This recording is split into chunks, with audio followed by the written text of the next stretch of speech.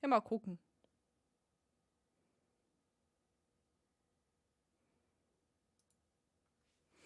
Der ist schon gerne eine stabilere Verbindung.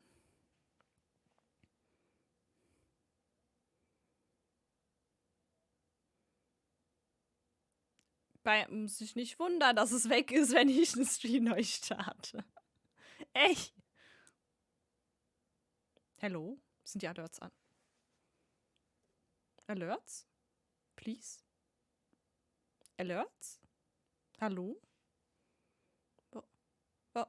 Warum wollen meine Alerts nicht? Moment, ich gehe mal Alerts wegen. Haja! Was ist ja los? Hey. Wer ist der los? Alles ist los. Okay, Moment. Das ist nicht fair. Das ist nicht fair. Den müssen wir jetzt fixen und machen. Moment. Meine.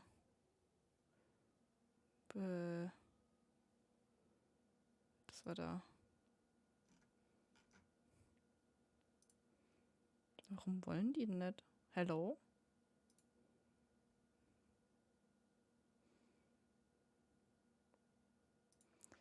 Ja, Moment. Nimmst du das an? Hello?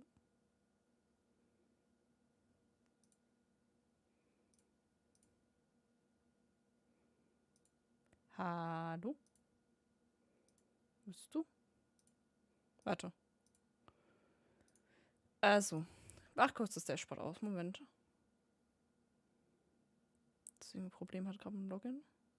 Also das soll es nicht drin sein, ne? Moment. In Sounds. Für Channel Points. Ja, die sind da.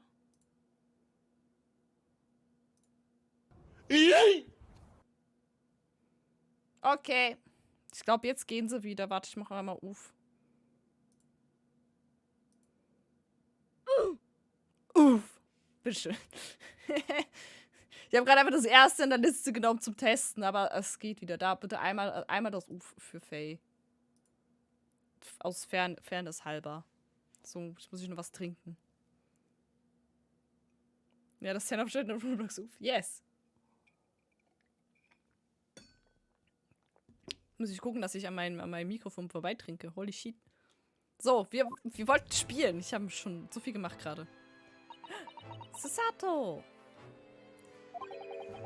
What an incredible place!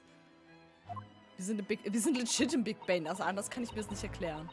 Warum sind wir im Big Ben? Warum ist das Justice Office im Big Ben? Hallo? Wer dachte, das wäre ein guter Plan? It's so imposing. It's almost suffocating. Ben Big! Genau. This place is breathtaking. It looks like a fortress. There are some stone buildings like this in Japan now, of course. But they've only been built in the few short decades since we opened our borders to the outside world. An authentic example like this has quite a different impact, wouldn't you agree? A far cry from the wood and paper most our buildings are constructed from. It's certainly unfamiliar. But I think there's more to the differences than just construction materials. Das ist die ganze Library hier oben. Library. Die ganze Bibliothek. So. Das ist weniger schwer zu sagen. What is this place again? This is the Lord Chief's Justice Office, Naruhodo-san. In the Supreme Court of Great Britain. Weil er so ein Bonze ist, der muss sein Büro auch Big Ben oben haben. Ja gut. The Lord Chief's Justice. Das ist der Titel. We had instructions to report here at this time, if circumstances were different. We were supposed to let the Lord Chief Justice know that we had arrived from Japan. Und jetzt wissen wir, keine Ahnung. But Kazuma can't. No. So instead, we are here in a different capacity. As envoys, to report the news of Kazuma-sama's death. Yes. and having delivered his or her message, an invoice duty is done. So we'd have to return to Japan. Or we want to remain here in Great Britain. I have to take Kazuma's place as the last student selected for the study tour. Also Identitätsfälschung oder reden wir die einfach, dass sie uns lassen? Ich glaube schon. Yes, which means you need the requisite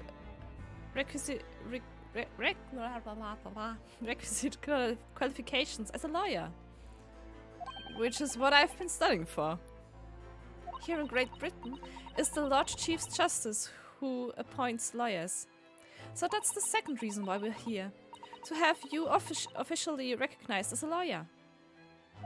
It's the only way that we'll be able to remain here in London. I hope I'm up to scratch. Ah, good morning. Sorry for keeping you. Wer bist du? Hallo. Ah, hallo! Damn. Der Blick kann töten. Hau dich hin. Guck nicht so böse. I trust you aren't too exhausted after your long voyage from Japan. Oh no. It seems I'm 1 hour, 12 minutes and 47 seconds late. Oh, ich bin eine Stunde spät. My apologies. Also. Oh no. No. Don't mention it. We're never happier than when we're standing around with nothing much to do. Sehr gut, Jonoske. Sehr gut. How fortunate. So, Introduction. Strongheart. Natürlich heißt das Strongheart. My Strongheart. Okay, sieht auch so aus, ja. So, introductions. I'm Miles Strongheart, the Lord Chief Justice of the British Empire. And I feel like a little mouse under an elephant's foot. Come on, Mr. Naruhodo. Don't be a mouse. It's an honor to meet you, Lord Chief Justice Strongheart. Alter, das ist ein fucking Zungenbrecher, das zu sagen jedes Mal. I'm Ryunosuke Naruhodo from the Empire of Japan. Well, Mr. Naruhodo. Welcome to London. Thank you. The capital of our glorious British Empire. Oh, okay. Yes. Thank you. Mega nervös. Hilfe. Ich gehe da mal wieder, okay. Present! Okay, Moment. Oh, ein Armband. Oh, das ist ein Armband. Hallo, ich möchte mit dir reden über London. Ich rede mit dir über London, weil... Keine Ahnung, warum. So, what are your impressions of our capital so far? How do you like London? Oh, help! I've been so nervous ever since I got here that I can't remember a single thing about the city. It's simply splendid. Isn't it, Mr. Naruhodo? Susato ist einfach ein Retter in Not. Oh. We had a wonderful view of some of London's streets from the carriage on the way here from the station. Everything is so impressive and grand. I must say, I'm almost lost of words. I'm glad to hear you like it. The city boasts tramways, piped water and gas, even cables supplying electricity. Jetzt hat er auch noch einen Gehstock, was der schon wieder hinbekommen. Hi. Schlimm. We spearhead every revolutionary new technology in the world. Every visitor to London is astounded. So. Oh, yes! Astounded is the word. Thanks for saving me, this is Sato-san. And everyone seems so jolly and full of vigor. Er guckt einfach so böse. Hör auf, so böse zu gucken. Macht mir Angst. Yes! Nice city! Yes! Yes. There's much excitement about the upcoming great exhibition we will be hosting here in London. Great exhibition? Machen wir den Brand von dem Kristallpalast You know. Okay. Ich droppe immer noch Frames, dann ist es egal. Cultural and technological achievements from around the globe are to be exhibited here in our great city. It will be the greatest spectacle of its kind in history, and will make Paris World Fair look like a toy shop. Also. Das sind die Prioritäten. Die scheiß Franzosen besiegen. Gosh, I can hardly imagine how magnificent it's going to be. Yeah. Great Britain's capital city is nothing but magnificent. London is the center of the modern world. Klar. Even if you do say so yourself. Ja, gut. The sun will never set on our great empire. Okay. I'm not so sure. Perhaps it is fate that in these progressive times we welcome visitors from the land of the rising sun. Hallo, ich möchte gleich studieren. Moment, was? Lord Chief Justice, I think you were expecting a student of law for the study tour, weren't you? Absolutely. A Mr. Kazuma Asogi, if my memory serves. That's right. The British government has already been telegraphed a full report of the situation. I understand the young man lost his life aboard the steamship bound for our shores. It's amazing. The news reached him before we even arrived. My country naturally extends its deepest condolences to yours. Oh, thank you. And you honored its disappointment specifically to inform me of the news? Well, actually, yeah, okay. Yes. We are here in the capacity of envoys from Japan to report the sad news in person. They tell me you Japanese are a people of protocol and courtesy, and I see that it's true. And it is with some regret that I must inform you that the death of the young lawyer means the study tour arrangement can no longer proceed. If you would just hear us out, Lord Strongheart. Lord! What do you have to say, madam? It's about a study tour. Mr. Naruhodo here would like to make a proposal.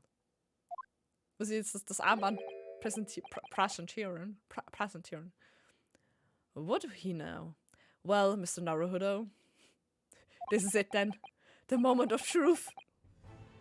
Darf ich das ohne Scheiß? Oh, ich will das Ding präsentieren. Okay, lass mal. Dann halt nicht! Rede ich ja mit ihm. Lame.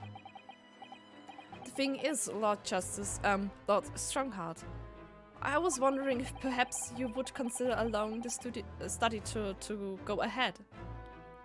Don't misunderstand me. Britain would ideally like to see the tour go ahead. Lord Justice. But without a lawyer from your country, there's nothing to be done. Well, in that case, what if there was someone else? Another lawyer from Japan, I mean. Das gibt mir's ein! Okay.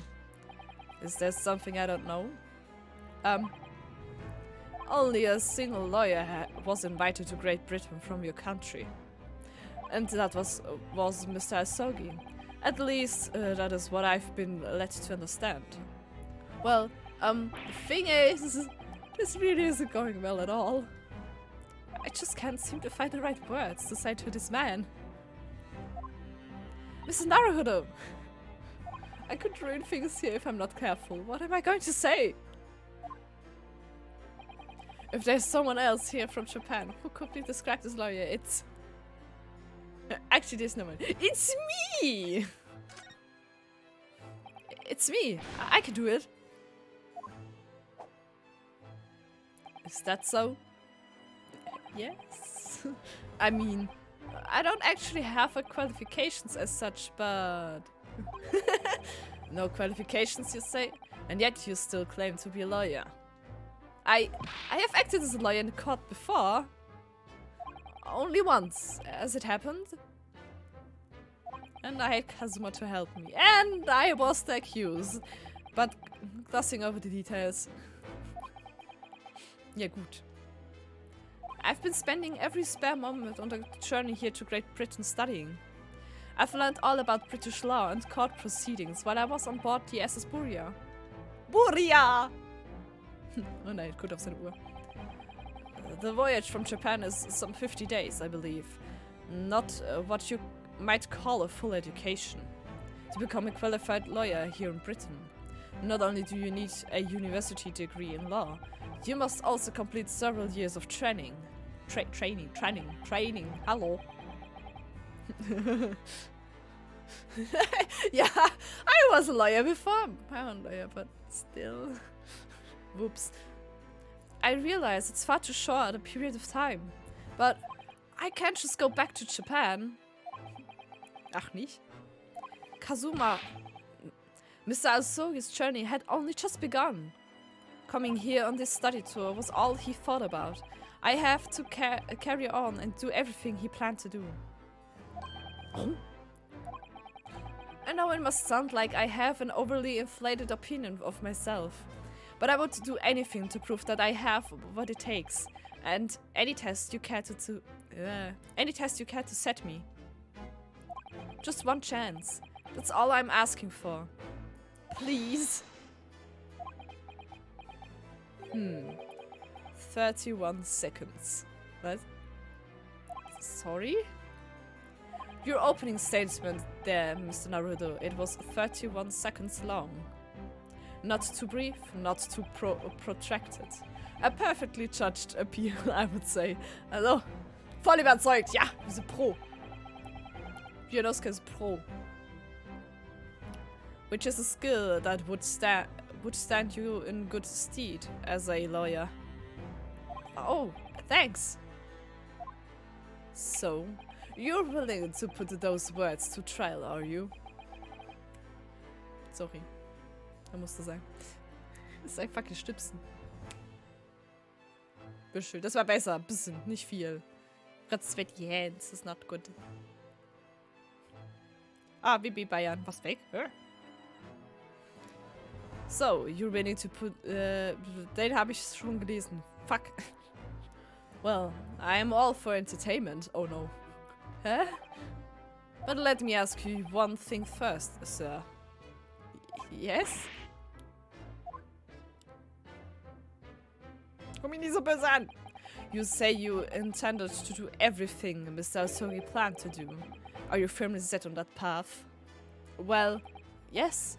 That's my intention. I see. Am I imagining things? Or did his expression just after a fraction there? Das steht Alter, nicht Affen. Lesen kann ich. Or did his expression just alter a fraction there all of a sudden? Es sah gerade weniger böse aus für einen Moment. Very well. Es sieht wieder böse aus. You have your wish. Time for work. Oh nee. Viel Spaß on work. I'll give you a chance. A test to become a specifically certified lawyer. Specially. Goddammit. Whether you pass or fail is entirely down to you. Really? Oh no, Test. Ich zeig dir mein Badge. So, what form will the test take exactly? Das ist kein Krückstock, das ist ein Gehstock. Das ist was anderes. Please, Bayern. Don't be so rude. Tell me, Mr. Naruhodo, what do you consider the role of a lawyer to be? Oh, well, defending people, of course. Well said. So, let's have you defend someone. Oh. Huh? Präsentier mein Badge! Okay. Your timing is perfect, in fact. There's an apt trial about to begin later today.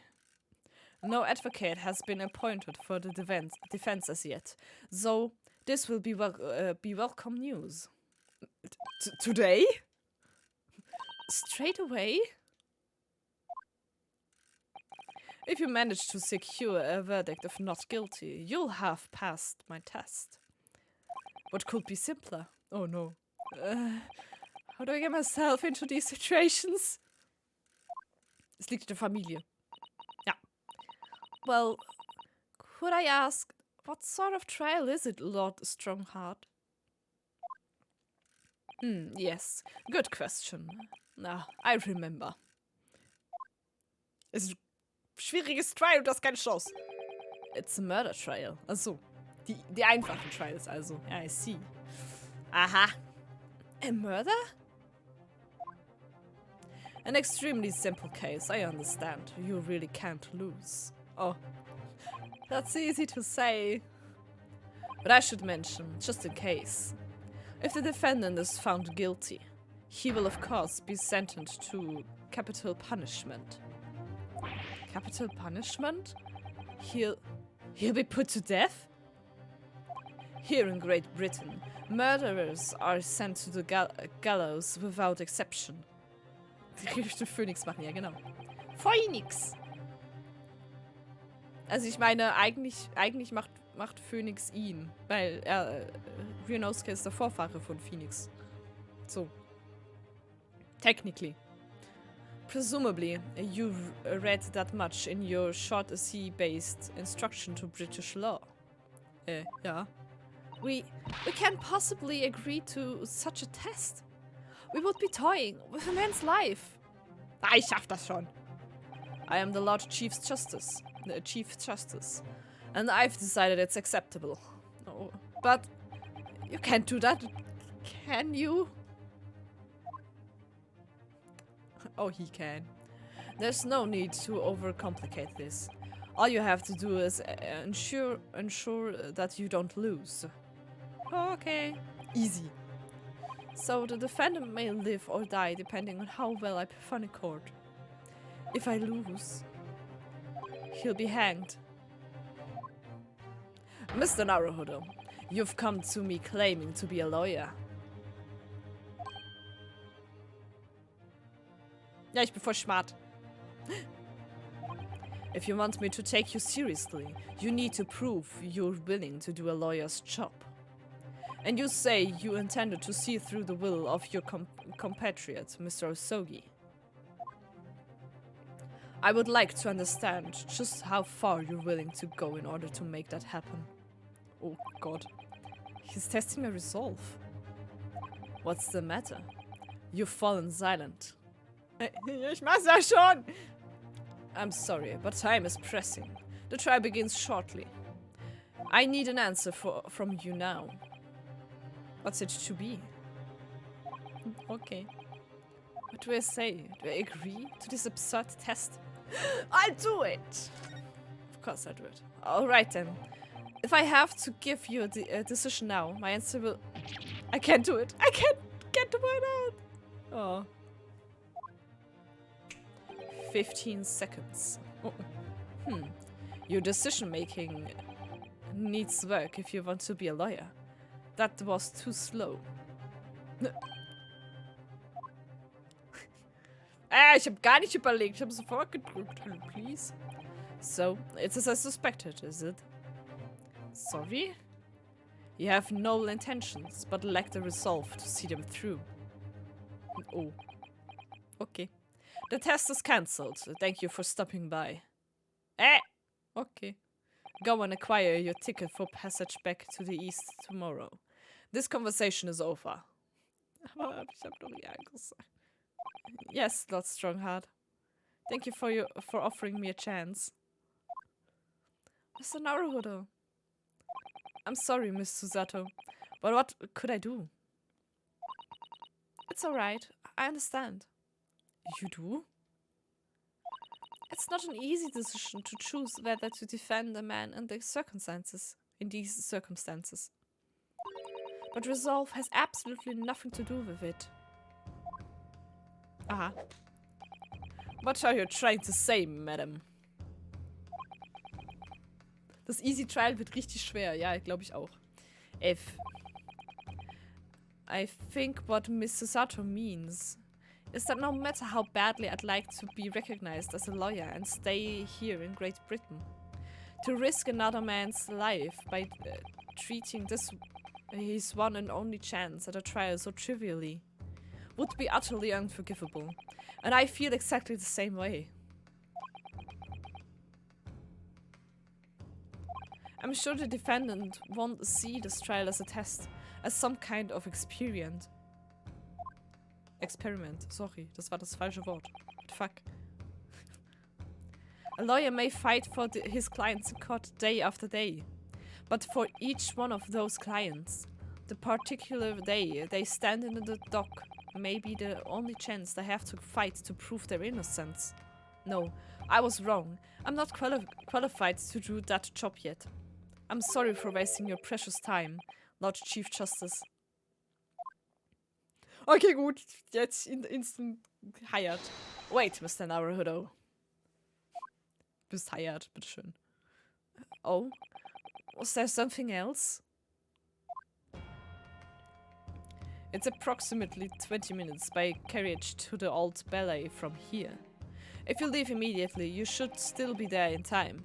But I just said that I was quite serious in what I told you. The defendant in this case has literally no one to advocate for him. What? At this point, he can't hope to find someone to represent him. The trial will begin without a defense. And if that happens, there's only one possible outcome. Okay. Wow, das ist auch so. Tja, also, entweder du machst oder das macht's keiner so. Also, ha! Fuck you. Okay. He will receive the most severe sentence the judge can pass down. But that's awful. But that is the truth. Okay. Why does it have to be like this? Please, don't expect an answer to every question. The cold, hard truth of the matter is that there is only one person now with a chance to save this man from a very miserable end. And that is you. Uh-oh. I'm really his only hope? So, what do you say now, madam? Me? What do you mean, not strong-heart? You said it wasn't an easy decision to choose whether to defend a man in these circumstances, and I agree. But in my estimation, it is purely and simply a matter of resolve. Oh. Our time is up here. I have a meeting to attend. I must leave in 2 minutes and 16 seconds. Also. Aber für uns ist eine Stunde später. Ja, so klar. Ich habe Vogel gehört, was? So, venture into our great city and enjoy yourselves. Oh, okay. Let's go! Goodbye! Jetzt ist einfach gegangen. He's gone. Okay. The old Bailey. The old Bailey. Bailey. Ach, die Musik ist so gut. Warum ist die Musik von dem Spiel so gut? I can't. Klar, Bro. If we're going to do this, Mr. Naruto, we must leave at once. Present! Okay. Das war das. Das war das. Ja, easy, let's go.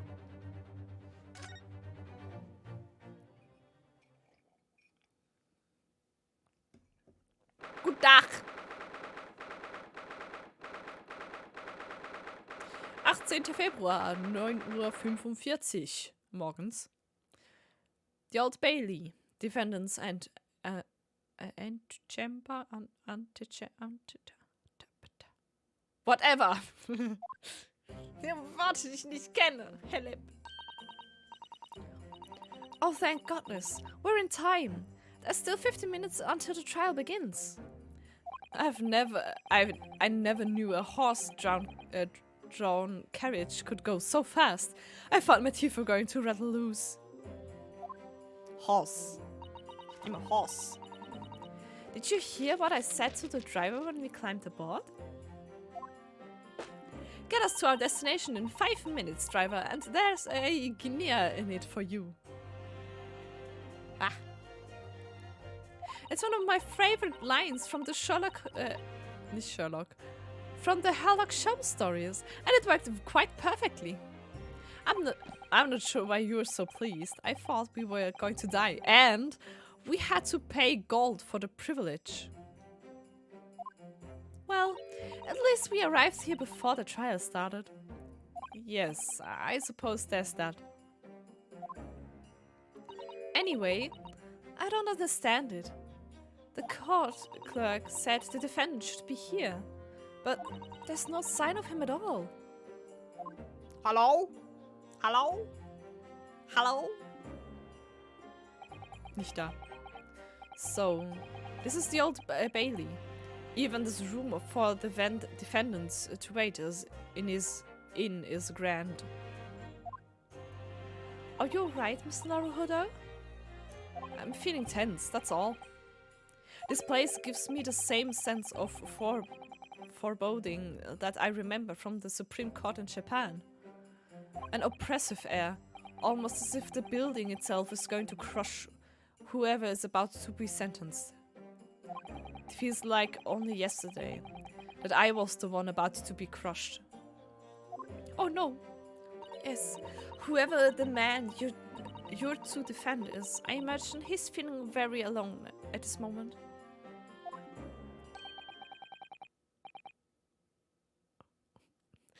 Weiß ich, wie ich das lesen soll. Ah, ich kann doch nicht so viele Stimmen, Philipp. Tower of the morning to ya, madam, sir. Oh God, it's an old man. What are yours, Tony? Ich kann das nicht lesen. Oh Gott. Ich hasse das, wenn das so Zeug geschrieben ist, nicht zu lesen. Ich find das furchtbar.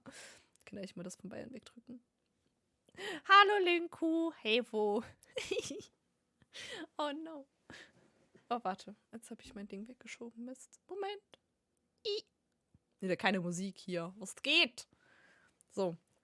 What are you doing following me here? Keine Ahnung, wie ich den lesen soll. Things are fair desperate, are they? Passt. Genau so. Frag ich, wie lange ich das hinbekomme. Sorry? Would you look at those expressionless faces from the east, are yous?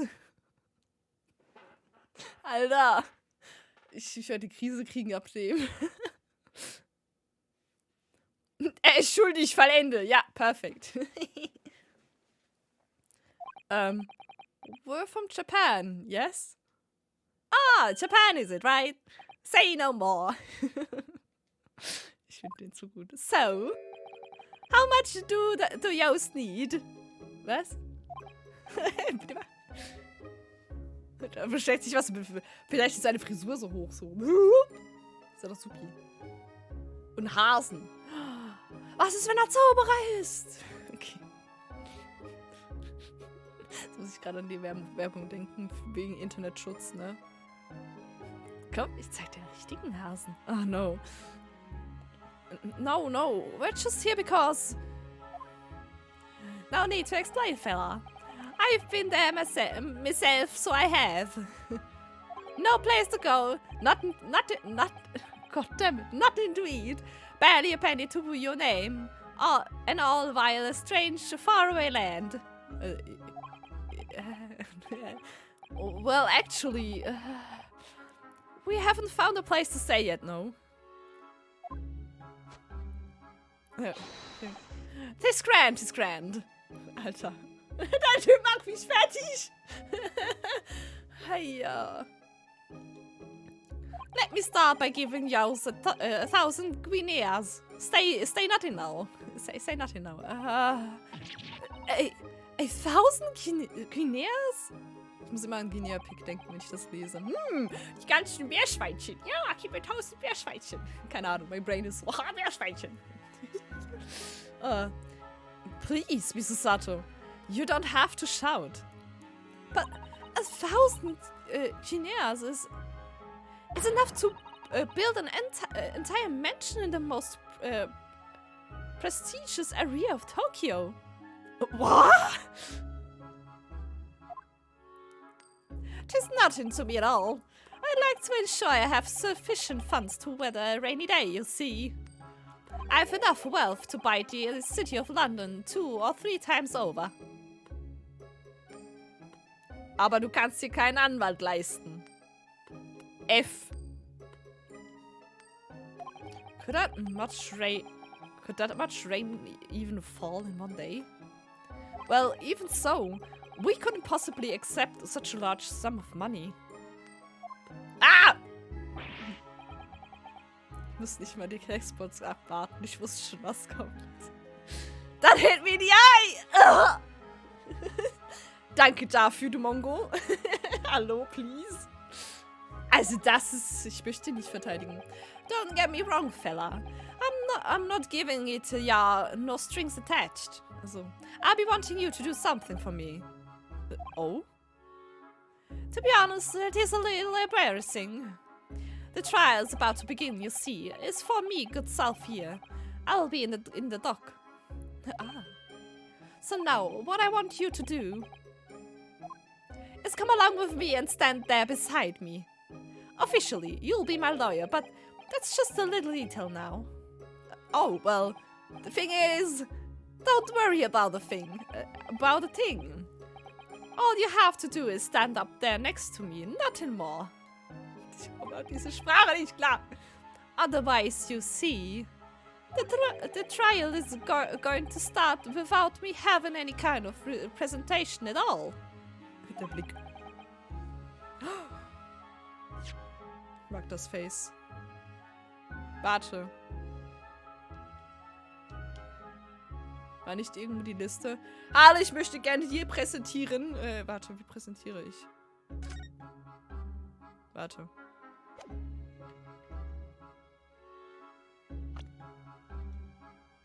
Ups. Immer aus Versehen ins Code Record geht. Code Record! Das wollte ich nicht. Der Typ regt dich auf. Ja, schön, dass wir den verteidigen dürfen, nicht wahr, Bayern? Freut mich. So it was true.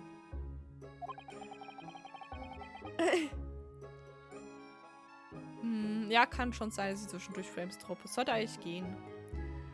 The Lord Chief Justice wasn't just making it all up.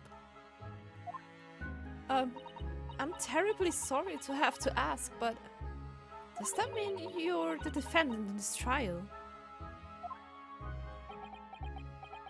Blustery blazes! Do yous not know who I am? Me, one of London's biggest names. No, sorry. We've only just arrived in the city, you see. I see. I suppose it isn't altogether impossible. Well, just next to Hyde Park, there in the center of London, is another beautiful park. Sorry? A park? What? It's called Gilded Park, full of blossoming flowers in the spring and singing birds and whatnot. Also. Weißt du die? Bam! Weißt du, ganz ehrlich, ich finde es lustig, wie übertrieben die Charaktere sich verhalten, ne? Aber es ist einfach so dämlich. Ich war das auch immer. Ich bin geil. Also, mindestens, er zieht bestimmt Leuten Geld ab. Das erwarte ich. Aber ich denke nicht, dass er der Mörder ist. Vielleicht schon, ich weiß es nicht. I donated it to the city, so I did. Ah, an entire park in central London? Ja, er hat seinen Namen nicht gesagt, aber seinen Nachnamen vermutlich. Mit dem Satz da. Mit dem... Da, McGilded. Ein Mörder? Ich hoffe nicht.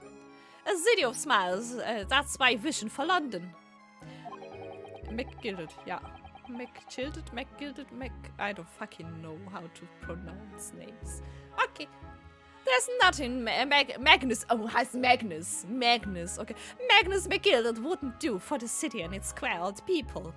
So, that's amazing. I mean, really extraordinary.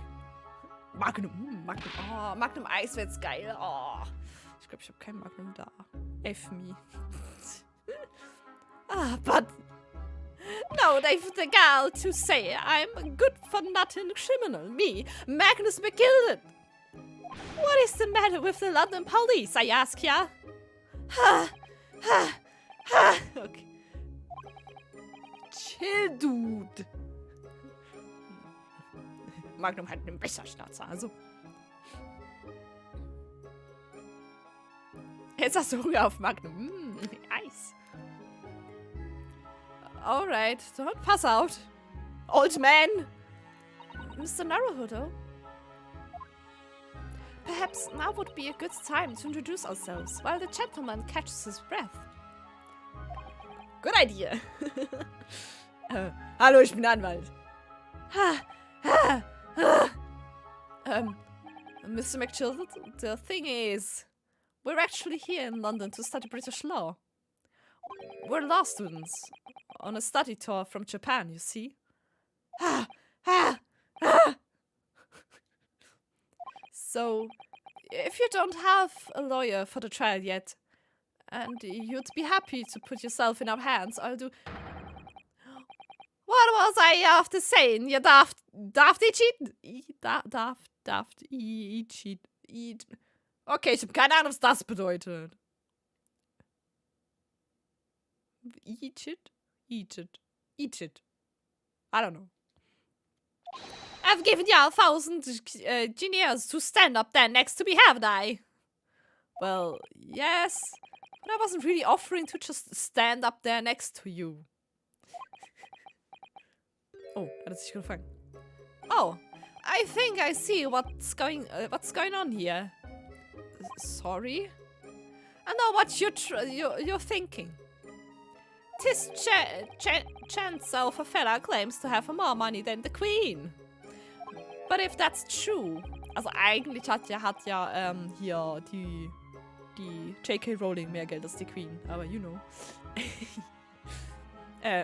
But if that's true, why the blazes can't he hire the finest lawyer in all of England? Because he did it! That's the only explanation. Well, was? Well. Moment, was? Ich bin gerade verwirrt. War Kontext. Why the blazes can't he hire the finest lawyer in all of England? Was?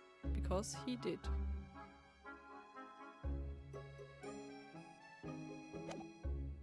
Also, er hat jetzt gerade gesagt, er ist schuldig. Er hat gerade, also, warte, habe ich das richtig verstanden? Er hat gerade gesagt, er ist schuldig, basically. Oder wie? Ich bin gerade verwirrt. Ah. Fallende. Not at all.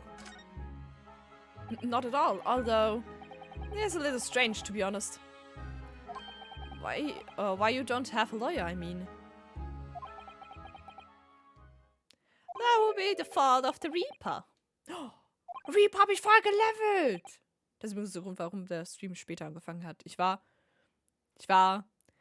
noch im Allianz-Raid. Weil ich war so, ja, easy, mach mal kurz Allianz-Raid und dann Reaper fertig leveln. Und dann ging der Allianz-Raid eine halbe Stunde länger als gedacht. Hey, Neulinge. Was also?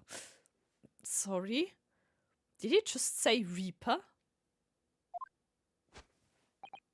Pa! Warte, hat's noch nicht gemacht. Genau, ich bin schuld, dass er keine Zeit hatte, einen Anwalt zu suchen. I, the Grim Reaper of the Bailey. Lord Barack Van Zeeks. He's the prosecutor. Lord Barack Van Zeeks. Warum machen die gerne so Prosecutors mit Van im Namen, ne? Van Karma, also. Alter, Karma habe ich so aufgeregt. Von Karma ist furchtbar. The Prosecutor is the Grim Reaper? When one Sieg stands for the prosecution, they call the accused his sacrificial lambs. Oh Gott. Okay, da hatte ich auch Angst vor dem. Und alle Anwälte so, oh nee, vor dem will ich nicht stehen. And to this day, in every single trial in which he's been the prosecutor, und natürlich war er noch nie, the accused has been damned. What? Es ist basically von Karma. Einfach die alte Version. Das ist bestimmt Vorfahre von Karma. Wenn er jetzt auch noch aussieht wie von Karma, dann gehe ich. Gehe ich einfach. Wobei, ich hab keine Lust mehr. What? So it's reached the desperate situation where there's no one willing to stand in defense against the fella at all. You could say he's a living legend of the Old Bailey. Ja, so. Goodness, Lord Beric von Siegs. He must be an exceptionally talented prosecutor then. Ja, der erfährt bestimmt Beweise. Talented isn't the word you're looking for, madam. It's cursed. Achso. Gut. Okay. Cursed? What on earth? The defendant is summoned, and his counsel. Please make your way to the courtroom. The trial is about to begin. His counsel? That would be me. That's me! Oh, it's time. It is time. Well then, fella, don't let me down. But I don't know anything about the case. You haven't told me what happened. Until you showed your face here, I'd made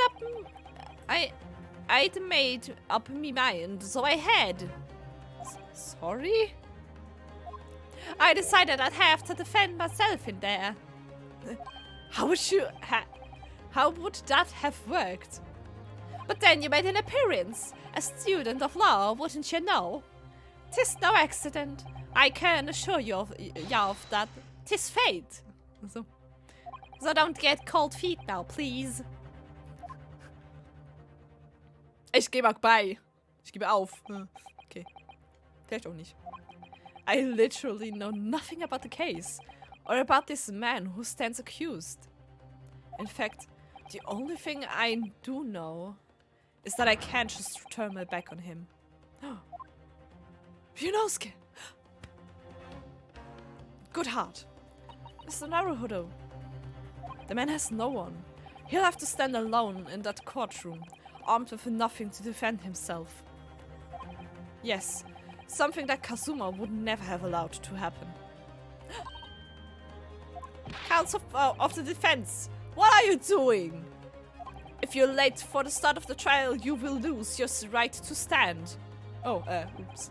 And so it began, yeah. Okay. I'll be right there. Easy. Ja, hab ich schon geschafft, ey, was? It's happening then. My first trial in a British court. I hope you're watching over me, Kazuma.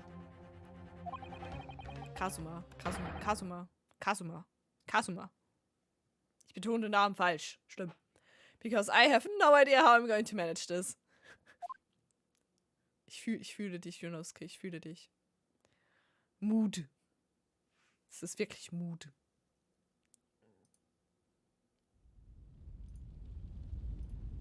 Aha.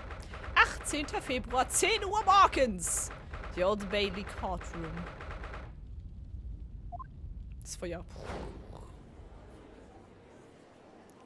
Oh, jetzt kommt der geile Teil mit... so viel. Hate it. Bestecht dem Richter mit Keksen. Oh, gute Idee. So, this is the highest court in Great Britain, the Old Bailey. The centuries of history in this place is palpable, isn't it? It's so different to the Supreme Court in Japan. Jetzt kommt der lustige Teil, weil wir jetzt nämlich 5 fucking Leute, also wir haben da vorne basically so ein, ich weiß nicht, es hat was von so einem amerikanischen Court, ne? Wir müssen die Leute da vorne überzeugen, dass sie sagen, er ist nicht guilty. Also müssen wir genug Beweise liefern, dass die Geschworenen... Sind das Geschworene? Das sind Geschworene, ne?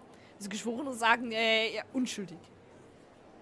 Und die haben halt alle irgendwas zu sagen. Das ist Pups. Ja, ja, ein Jury-System. Ja, genau. It feels both imposing and serene at the same time. The atmosphere almost makes words redundant. Whatever the country, determining a person's guilt or innocence is always a solemn affair. Mit dem Schwert, wie gut. May I say something, Mr. Naruhodo? Oh, yes, what? Schon wieder so nervös. Your eyes look all ready to pop out of your head again. I know, but I just can't help it. I'm nervous. Ah! Es ist ein Vampir! Okay, wann siehst du, es ist ein Vampir, Leute? Der stirbt halt! Oh. Hält sich doch im Arsch. Ich ein bisschen. Ach, die Musik ist so gut. In the name of Her Majesty the Queen, I hereby declare this court to be in session. We are here today to determine the guilt of or innocence of Mr. Magnus McGillet. Das ist Persona 4. Ich meine Persona 4, genau. Ich meine, es ist Pandemonium 4, klar. 4. Zirkel. Vielleicht ist es auch Castlevania. I now call upon the counsel for the prosecution and defense declare their willingness to proceed. Wie rede ich denn den jetzt? Ach nö. Ich kann doch nicht reden. Hallepp, ich brauche hier Voice Lessons, dass ich verschiedene Voices machen kann. So. Einfach Voice Actor Classes nehmen. The prosecution is fully prepared. That must be the Reaper of the Bailey. He does look fully prepared to dispatch his next poor victim to the underworld. Counsel for the defense. You appear to be Eastern. Do you speak English? Oh, yes, of course. Sorry. But he asked if the defendant was ready. And I couldn't be further from ready if I tried. Damn. Oh no, he's hot. Ja, Frames. Ich bin gerade rot. Da geht's wieder. Das waren Frames. The Frames. Das waren Frames.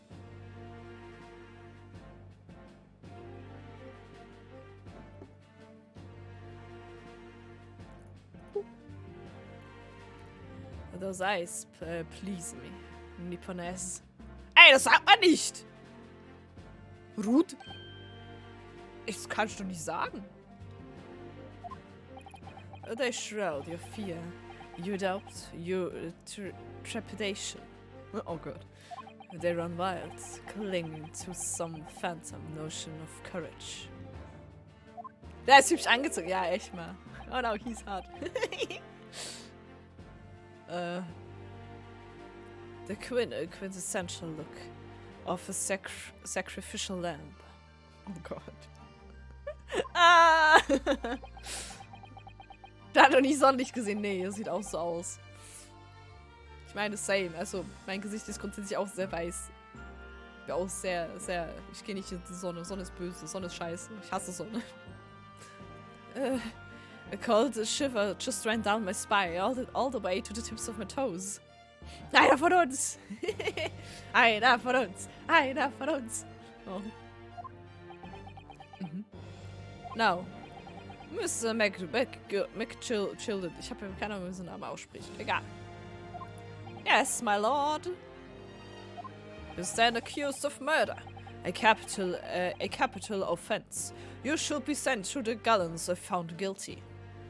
Are you quite sure you wish to entrust your defense to this foreigner? Deswegen ist es nicht so gut mit Ausländer sagen, ganz ehrlich. Also. As I've always said, my lord, 'tis a grand thing to give opportunities to the young. Even if the fella is a student from some little island off in the Far East. It is not the British way to ignore the dangers to yourself and give those who are less fortunate a fair chance. I'd like to think that acts of chivalry to the great British Empire proud. So. What a fine gentleman! Okay. Zeige eine Dame im Hintergrund. Mother, may I go please play the McChildred Park? Liegt mir im Hintergrund. Warum ist ein Kind anwesend? Hallo? Das ist ein Mördertrial. Was ist ein Kind hier zu suchen? Please? It seems as though everyone in the public gallery is firmly behind Mr. McGilded. Gilded. Keine Ahnung. That's definitely welcome news. And he certainly has a way with words. I'm surprised he couldn't convince anyone to defend him. Okay. Eloquently put, Mr. McGilded. I still don't know. And most laudably his sentiments. Now, ladies and gentlemen of the jury, I'm sure I need hardly remind you. Hallo Jury. Hallo Jury. Warum hast du ein Messer dabei? Was ist falsch mit dir? That you 6 members of the public have been selected for your impartiality.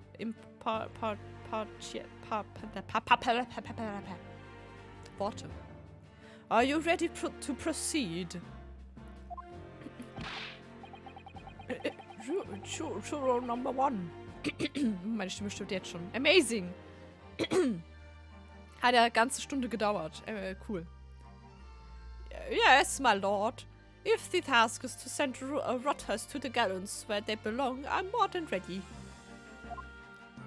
At the manor, his lordship always says we should dispose of rubbish promptly. Naturally, I agree. Ha! Any criminals here will soon be wishing they never set eyes on me. So. Oh, tu. Also, die ist ready. Der trinkt erstmal nochmal einen Schluck. Ha! I feel chill. Oh, don't mind me, my dears. I'll just be getting on with my knitting. Must finish these mitts for my grandson. Perfekt. Das sind richtig gute Juroren. Holy shit. Okay. Ist das jetzt... Sind das Juroren für DSDS? Oder ist das hier... Supertalent, hä? No. A granny! Genau. Ah, Mr. Naruhodo, those people are... The jury, yes. That's something we don't have in Japan yet. That's right. We've only ever read about it.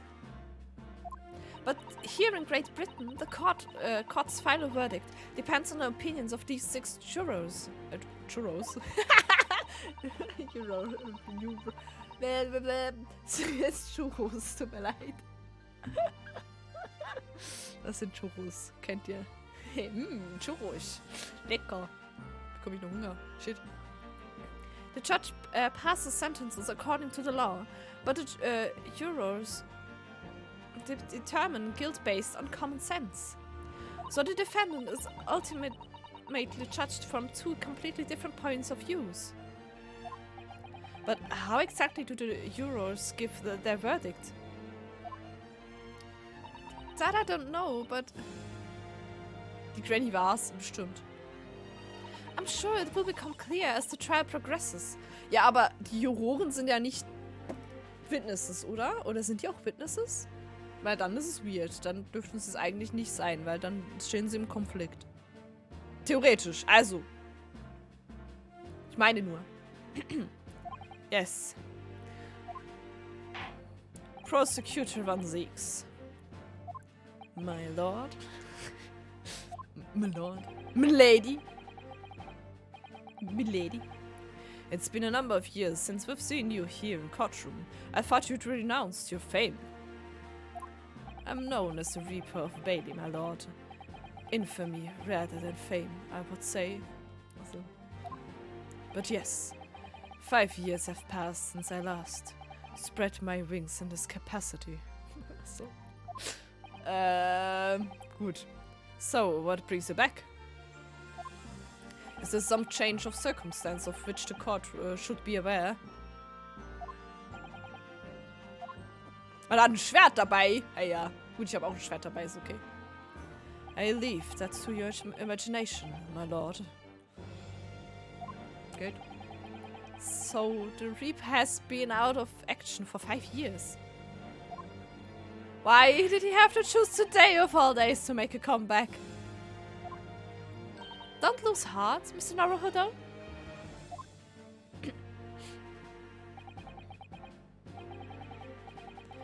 Was? Aber das ist doch richtig dumm. Warum sind die... Okay. Alles gut. Nein. Eigentlich müsste ich so nah rankommen, wie die zu reden, so ASMR-mäßig. I don't know. Kann ich nicht. As you wish, sir. The court nevertheless welcomes your return. Now then, opening statements, I think. A summary of the case, if you please. Certainly, my lord. As your lordship is aware, this is a case of overwhelming simplicity. We must be the only ones in here who aren't aware. The incident took place in the late evening, 3 days past. The hour was some minutes after 10. So. The victim was a maker of building bricks, known in the community as a thrice fired mason.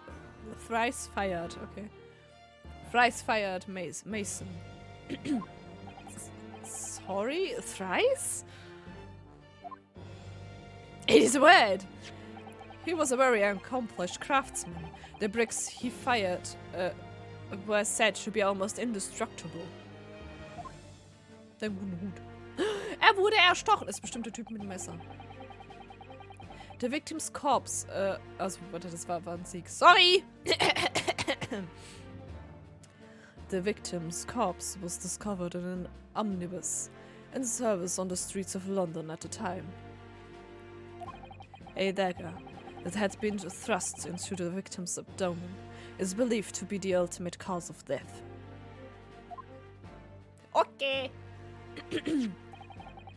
Here is the autopsy report from the investigating medical officer at Scotland Yard. Thank you, counsel. I shall accept that and the photograph as evidence. The autopsy report has been added to the court record. Ich bin damit 3-mal gefeuert worden. Genau.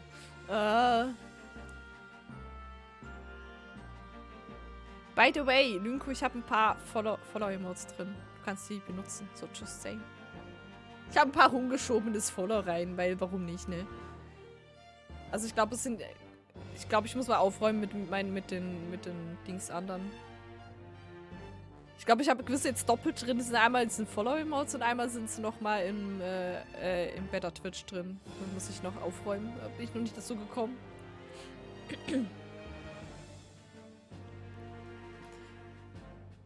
Genau, Sip. Das muss ich noch überarbeiten, aber Sip. Die Blume, wie Nase so schön sagt. An der Blume schnüffeln. And one further item of evidence. The prosecution wishes to submit these as well. Blutige Handschuhe. And these are... Good Lord! Is that blood, counsel? Das ist Tomatensoße. Ketchup. Ne, warte, Ketchup gab's da noch nicht. Das ist Tomatensoße. Besser Blume als Vase. True. Yes, my lord. Seized by a policeman who arrived at the scene. These gore-soaked gloves were taken from the hands of the accused when he was arrested. What? Mr. White gilded gloves had blood on them? F. Ja, wir haben verloren, das war schön, hört euch, goodbye. Okay. Yes, I will accept these as evidence as well. The defendant's leather gloves have been entered into the court record. Hast du ja, dass du es brauchst, ja gut. Mlem. Ich weiß nicht, ob ich Mlem in Dings reinpacke, in Follower. Vielleicht sogar. Der Punkt ist halt, Follower-Modes kann ich dann nicht auf anderen Dings brauchen, aber ich glaube, Mlem ist etwas, das ist wirklich bei mir besser aufgehoben. Ich muss gucken. Ich werde eh gucken, wenn ich Animated Emotes habe, dann irgendwann werde ich die respektiven nicht-Animated Emotes in die Follower packen. Also zum Beispiel das Lurk. Würde ich das Lurk in Follow-Emotes packen, wenn ich dann einen Animated Lurk mit der Trash-Dings habe. Brauche ich ja nicht zweimal Lurk drin. So, also nicht zweimal bei Follow-Emotes. Bei ein Tier 1 Sub. So, Hilfe! Animated Emotes! Da muss ich aber noch dran arbeiten. Das geht noch im Moment. Ich bin nämlich schlecht. Ich bin nicht gut im Animieren. Holy shit. Das geht im Moment. So, wo waren wir? Hä? How did I get into this? I'm backed into a corner before I even started. Continuing. Oder noch mehr. Scheiße. According to the driver of the omnibus, there were only 2 passengers traveling inside this vehicle at the time. Only 2? Obviously. One of those passengers was the deceased brickmaker, Mr. Mason. The other...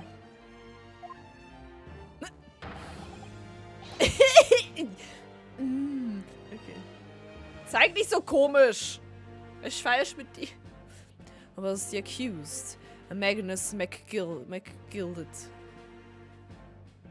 Er ist doch gar nicht gildet.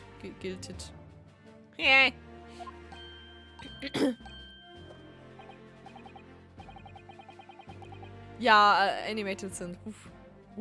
Emotes. Ich hab mal so grob Frames gemacht für das Lurk-Emote. Das sind 3 Frames, aber es sind halt nur so wirklich mal eins ganz weg, so mittleres und oben. Aber damit ich gucken kann, so die Richtung soll es gehen. Aber es ist halt noch nix. Well, rather damning circumstances, to say the least. Defendant, what say you? Oh, well, of course, I have no recollection of such a thing. Ja, eben mit dem Yes Trash kombinieren, das stimmt. McGilded!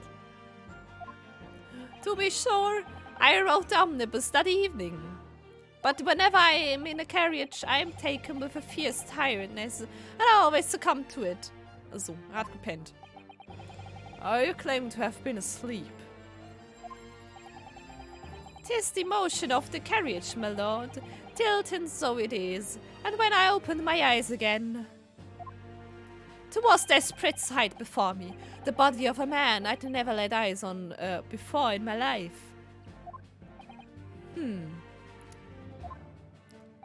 Now I ask yours, what good-hearted soul wouldn't rush to help a fella bleeding from its stomach? I wasn't about to start worrying about my gloves now, was I? I reached out to give the man a hand. Messer rausziehen. Guter Plan. Yes? So, the blood got onto the gloves then, after the man had been killed. Nicht immer, aber ich hasse auch schon. Das, ganz ehrlich, das ist ein bisschen peinlich, wenn das passiert mit einer Person, die du fast nicht kennst. Das ist mir mal passiert. War halt so, ich war eigentlich eingeladen auf eine, es war das so eine Geburtstagsparty von einem Freund.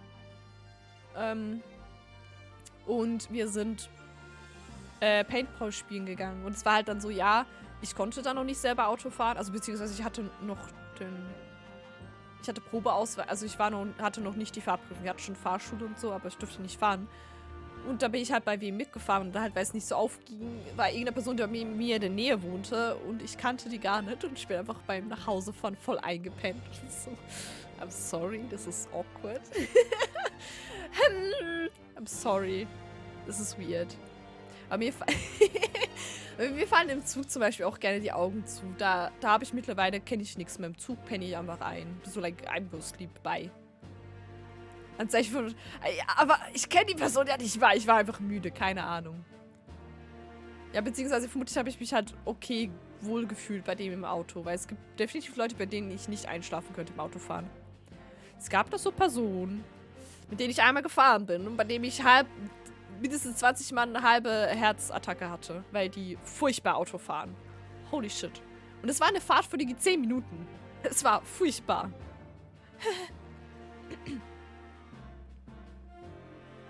Bayern weiß, wen ich meine. Weißt du, es wäre halt noch schlimmer gewesen, wenn Ultra nicht auch dabei gewesen wäre. Wäre Ultra nicht dabei gewesen, hätte ich absolut Krise geschoben, ey. Aber zum Glück war Ultra auch da. Ultra war mal safe. So. Wo waren wir? Kein Upload waren wir. Gut. Unfortunately. Ich wollte eigentlich... Mach mal kurz Essenspause. Bei mir geht's gerade Essen. Mach mal kurz Essenspause. Ich habe noch nicht viel gemacht, irgendwie. That statement of the driver is only the beginning. Das war ja das erste und letzte Mal, dass ich mit der Person Auto fahre. What? That's not all of it? Ich habe ja keine gute Pause hier. Jetzt haben wir keine Musik, das ist auch doof.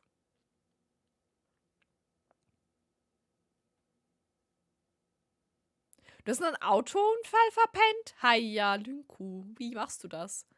There were multiple witnesses. To the precise moment at which the brickman was fatally stabbed. Ich möchte gerne gute Musik haben für eine Pause. Das ist keine gute Musik gerade. Order! Order! Order! Order! Order! When the killing took place, only the victim and the accused were inside the carriage. And there were witnesses to the crime.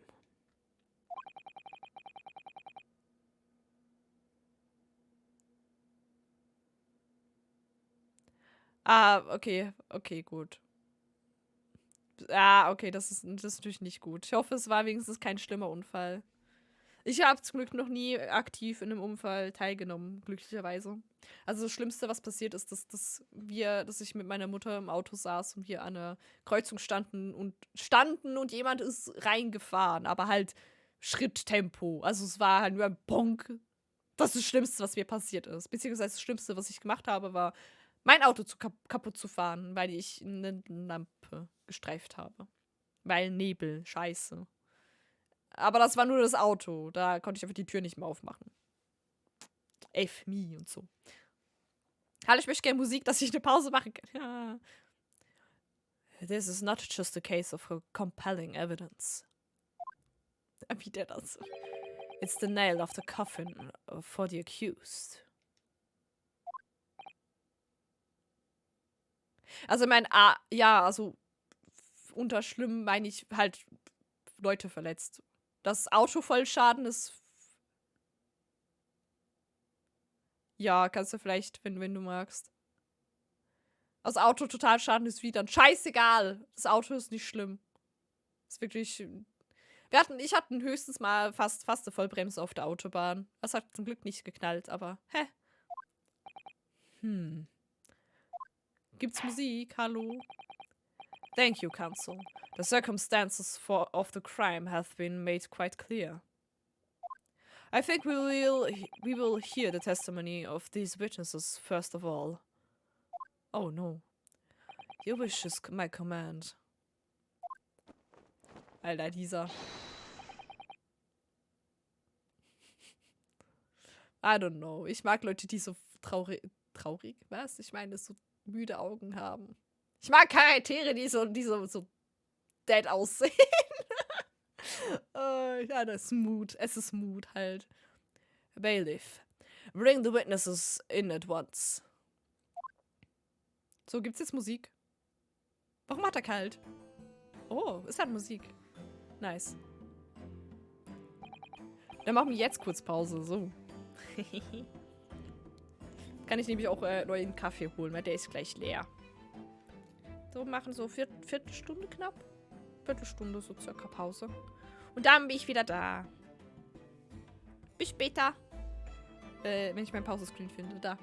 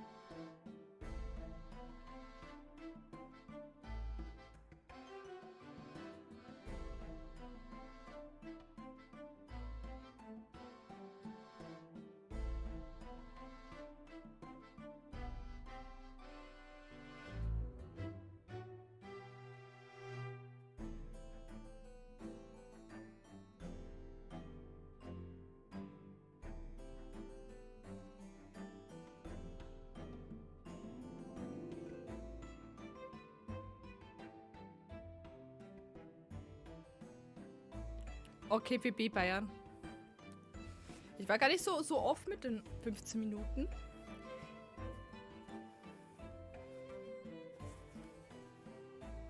Ne?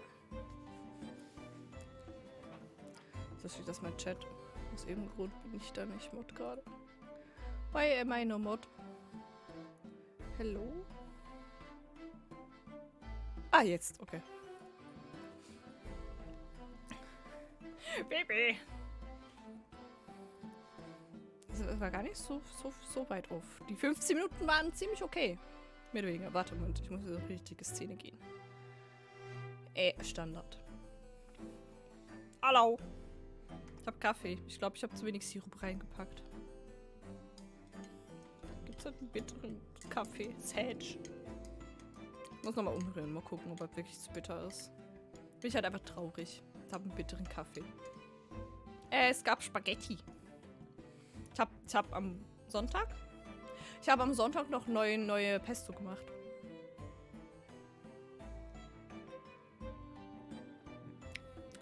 Es ist okay. Man kann es trinken. I guess. Eine Stimme. Kaffee! Kaffee! Lecker Kaffee. So. Wo waren wir? Ah, genau, den ASMR-Dude reden. Ein grünes Pesto. Ich sagte immer nur Pesto. Pesto Verde, I guess. Das ist mit Basilikum. Aus Basilikum. Ich kann mitbringen. Ich mache das immer selber. Ich mache Pesto immer selber und ich mache es in kleinen Gläsern, dass ich die einfrieren kann. Dass ich immer nur eins davor draußen habe. Weil das Problem ist, das gekaufte ist nicht so geil wie meins. Und das zweite ist halt, ich brauche gar nicht so viel. Und deswegen mache ich es in kleine Gläser rein, dass ich immer eins nur im Kühlschrank habe. Und wenn wir halt alle so 2 Wochen oder so Pizza. Genau, Pizza. Pesto. Pasta essen. Goddammit, das mit P. Dann reicht das so für 2 Mal. Im Normalfall 2 bis 3 Mal. Und dann geht es auch sicher nicht kaputt. Und die anderen friere ich halt ein, weil Pesto kannst du gut einfrieren. Ja, aber ich meine, ich habe halt die kleinen Dinger, weil ich bin die Einzige, die das isst. Alle anderen nehmen einfach Tomatensauce. Sind lame. Aber ich nicht. So. Dann weiterspielen. Wir können auch weiter über Pesto reden. Pasta. Pasta. Pasta! So. Dann weiter. Okay. Hi, ich bin verwirrt. Sei nicht schlimm, dass man mein Mikrofon da sieht. Ich meine, das ist bei vielen Streamern, glaube ich, so. Und sonst ist es halt wieder zu weit weg mit meinem Face. Weiß es nicht. Keine Ahnung. Dafür muss ich noch rumprobieren. Keine Ahnung, mich stört's. Vielleicht gibt es Leute, die das stört. Weiß ich doch nicht. Für mich ist das erstmal sehr ungewohnt, dass ich einen Mikrofonarm habe, weil ich bisher nie einen Mikrofonarm hatte. Das ist für mich Neuland. Ja. Ich muss mich erst daran gewöhnen, dass das Mikrofon direkt vor meiner Schnauze ist und nicht mehr auf dem Tisch vorne. So. So, wie ging seine Stimme? Instant alles vergessen. Moment. Fuck. Ich weiß legit nicht mehr, wie ich gemacht habe. Mann, ey. Witnesses.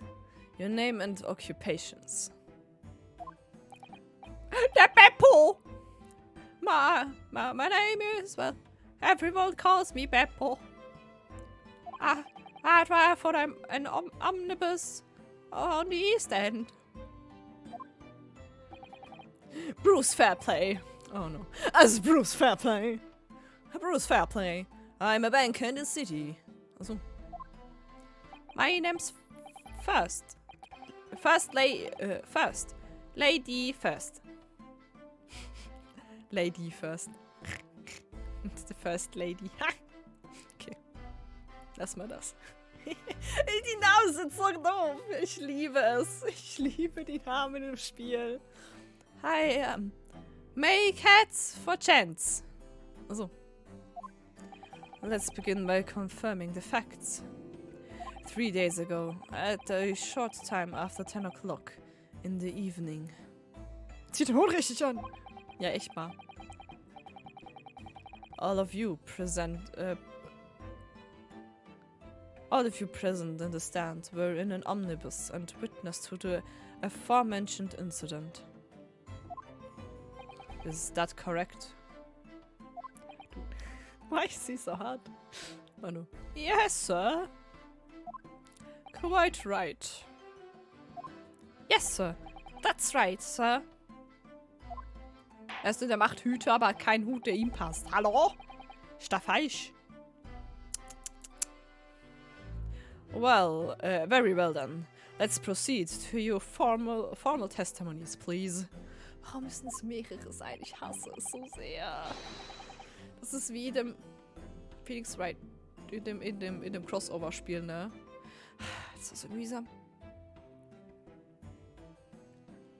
Each of you will tell the court precisely what you saw. Durch und durch.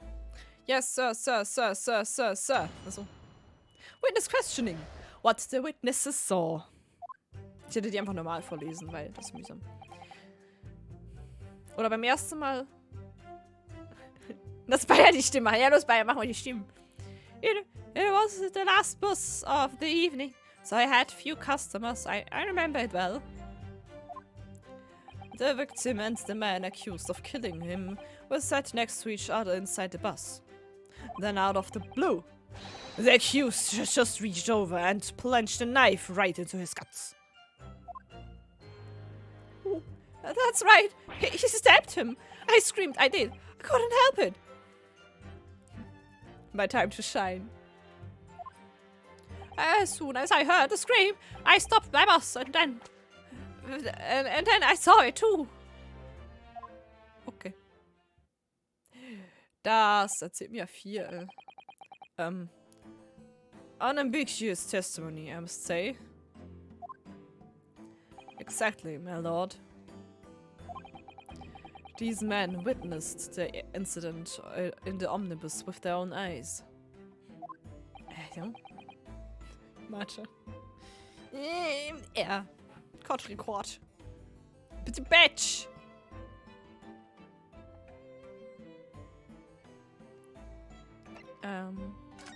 Wir gehen mal kurz das Zeug angucken. Wie viele Stimmen brauchst du? Ja, ist die Antwort. Bayern. Ja. Es gibt so viele Charaktere. Ja.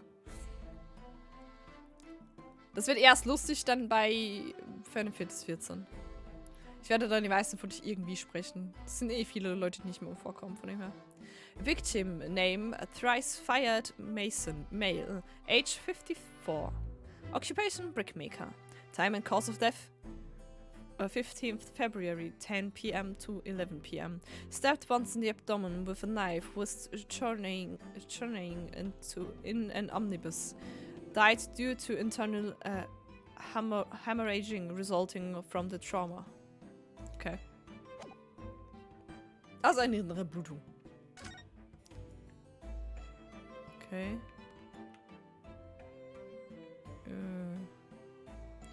Sieht man sonst dann nicht wirklich irgendwas, ne? Da fehlt ein Knopf.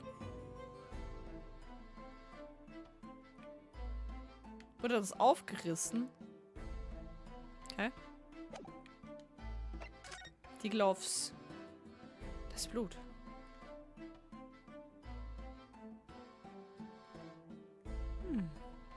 Das sind halt Handschuhe.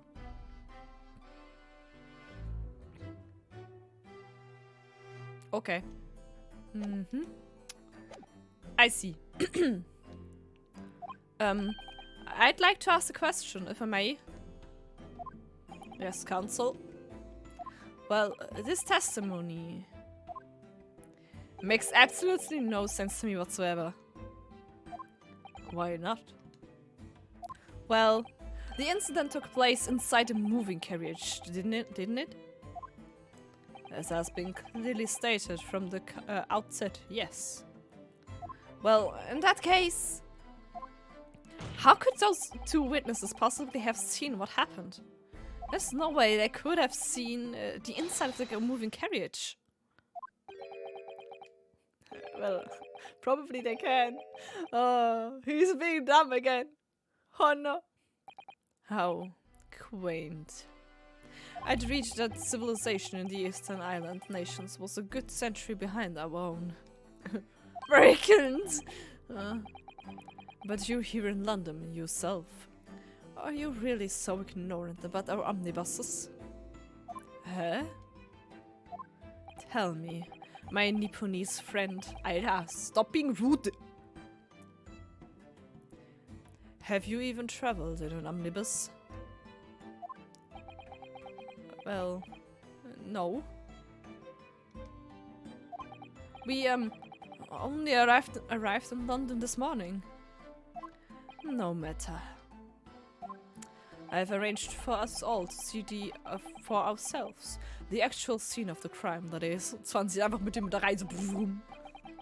What do you mean? The actual scene? How? A carriage is designed to be moved, after all. Presumably, you understand that much. What's rude? No! Yes? The omnibus in which this bloody crime took place is here today, in this very building. Here? What? The entire carriage? Bailiff. Bring forth this stricken omnibus. Okay. Das steht einfach da. Hübsch. Toll. Geil. Kann ich den jetzt angucken? Ist das mein Witness? Kann ich den befragen? Hallo, Sir Omnibus. Möchten Sie mir erzählen, was passiert ist? So, that's an omnibus. The omnibus. I can't believe they could bring something so enormous in here. Great Britain's courtrooms are amazing. Stell dir mal vor, bei uns irgendwie so ein Gerichtsraum. Und dann fahren die einfach mit dem Auto rein, wenn irgendwas mit dem Auto war. As you can see, the omnibus is pulled by 2 horses and can carry up to 8 passengers. Okay. Oh. Man kann oben drauf sitzen, wie geil. 4 passengers are seated inside the enclosed cabin, and another 4 on the rooftop deck above. Every Londoner knows that the best view of the city's architecture and the sights are to be had from the top of an omnibus. Doppeldeckerbus. And I should point out to your foreigner guests, to our foreigner guests, that there is a skylight in the roof, allowing a view of the interior from the seat above. Ich will reingucken. Ey, skylight? Oh. The penny drops at last, I see. These 2 gentlemen were occupying the rooftop seats on this omnibus when the murder took place. Also. That is how they came to witness the grim incident. Alter, kannst du nicht einen Hut machen, der passt? Du. Das ist ein Hutmacher und hat so einen Schrott an. Schlimm. Through the skylight. Ein Oblicht, ha. That makes perfect sense. Well, counsel, this is a first. In all my years behind the bench, I've never experienced the crime scene itself being brought into the courtroom. Es hat seine Perücke verrutscht, lol. There are a number of important clues remaining inside the carriage, my lord. I would like to submit the omnibus itself as evidence. Achso. Da habe ich kein Auto. That is the prosecution's wish. Ja, Perücke richten. Brille richten. Okay. Very well. I see no reason why not. This omnibus is hereby formally accepted as evidence. Yeah. I can't believe it. The entire crime scene entered as evidence? Kann ich das angucken gehen?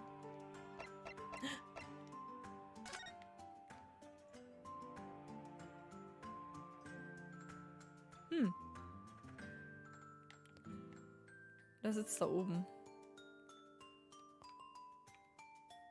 Kann ich die Tür aufmachen? Well, let's up the door and go inside, shall we? See the murder. It's horrible. Hallo! Ich bin da. Ah, zu Hilfe! Okay. Was ist da unten? Also da ist das Blut. Ah, that's supposed for the great exhibition that's due to start 6 months from now. There's a lot of focus being drawn to the Crystal Tower, the centerpiece of the whole exposition. Wir sehen wirklich, wie der abbrennt. Ah, the Crystal Tower. It's under construction already, I believe. People all over London must be fizzing with excitement at the prospect of such a grand event. Okay, hat aber nichts damit zu tun. Ja, guck mal das Blut mal an. That's blood that's soaked into the seed. The victims, obviously. Yes, and that seed would be clearly visible from the roof deck. Would you really stab someone in full view of the other passengers like that, I wonder? Well, it was after dark, and there was a lamp on in here, so perhaps the culprit couldn't see anything outside through the skylight. Whichever way you look at it, it doesn't seem like it was a planned attack. Taris macht Party. So, kann ich das da angucken? Was ist das da genau? The seat has a handle, it seems. Oh. Okay. Party, Party, Party, Party, Party. Nein, es ist Tomatensauce. Das Ketchup gibt's doch da noch nicht. This looks like all sorts of equipment that might be needed to keep the omnibus running. Aber es wird da von der Theorie. Baby! Was hast du heute so durchgenommen?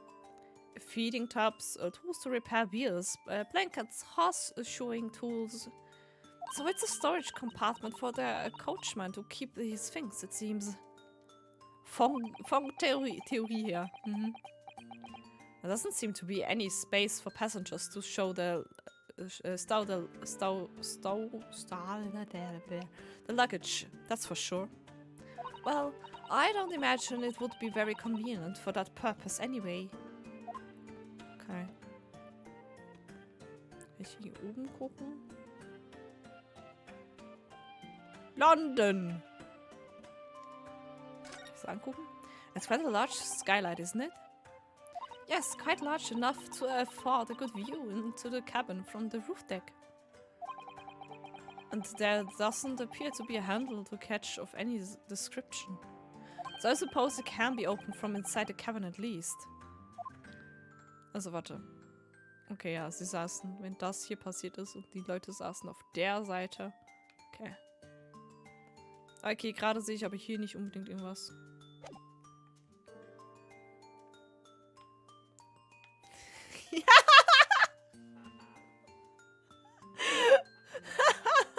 Phoenix Wright Omnibus!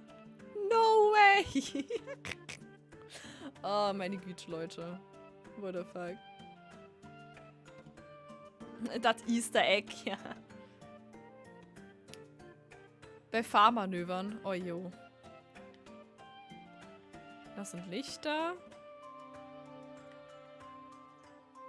Da oben. Da oben hat's eine Dings. Da oben hat's eine Ding. Yes, and there's a lamp in the enclosed cabin. So I'm sure the witnesses could have been able to see quite clearly. So good for us. Also da hat's auf jeden Fall hier. Da. Ich möchte das Ding da angucken. Okay, darf ich nicht.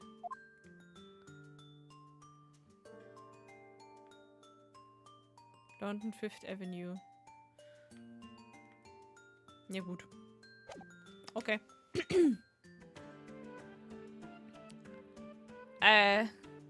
Das habe ich gelesen. Ja, ja, überholen Stuff hier. Ich hasse überholen, das ist scheiße. Mag ich nicht. Yes, Great Britain is simply extraordinary.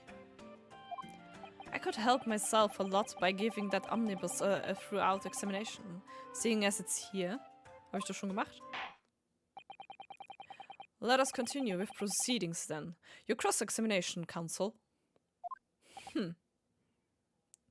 Also Taris. Oh no, he's hot.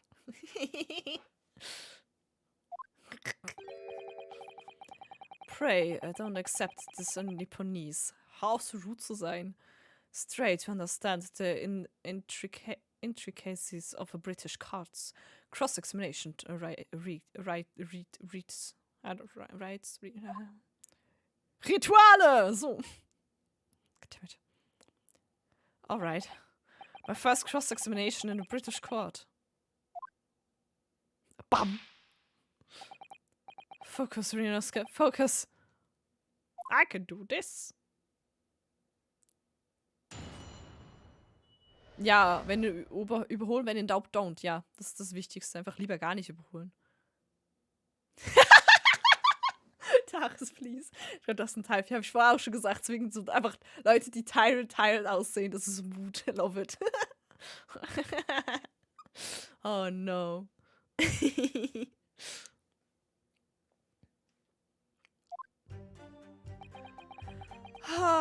Okay. Warte, ich muss ja nicht. Wir gehen einfach mal pressen. Das Nipponese, glaube ich, war rude. Irgendeine Nipponesen. Basically, deutsche Version wäre vermutlich zu sagen Japse. Das ist einfach halt, das ist nicht okay, sowas zu sagen eigentlich. Ich meine, es ist hier ganz klar beabsichtigt. Das soll so. Aber es ist trotzdem rude? Hallo? Das war gemeint. Yes, I think it was some time after 10, wasn't it? Oh, yes, sir. That's right, sir. Yes. It was so cold. It was freezing effect. Warum ist es immer noch kalt? Geht's dir gut? And you had 4 passengers on board at the time, is that correct? Achso, hast du gar nicht mitbekommen, ja gut. Yes. Yes, that's right, sir. Not all traveling in the same parts of the bus, of course, though. No. And there were no other passengers when the incident took place. No one aligned, for example. You're quite right with that, sir. No other passengers like that, no. None. So nobody full at the scene of the crime, then. I have to say, the bus insists on it running, he does. Every evening. That last bus fodder of the day. Oh. But I wonder sometimes if it's altogether worthwhile. Yes, sorry to say. Ja, gib dir mal einen warmen Kakao oder so. What do you mean by that? Well, what with it being so cold and everything, and only making 20 pence on the run, you see. Yes, I spent that much at the pub on the day home, just trying to warm up again. Oh. Armer Herr. Okay, the victim and the man accused of killing him were sat next to each other inside the bus. Okay. Hold it! You saw them through the skylight of the in the roof of the carriage. That's right. When you sit up on the top deck, the window's right there at your feet.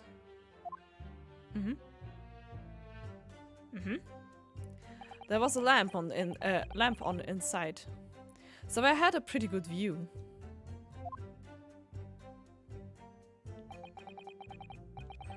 The two of them were wearing hats, and I couldn't exactly make out their faces.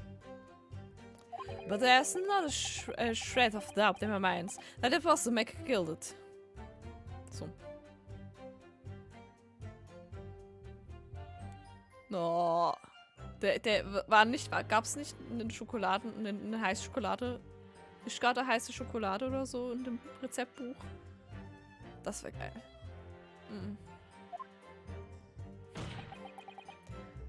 How can you be so sure? Well, how can I put it politely? McGilded is a gentleman of a rather small stature.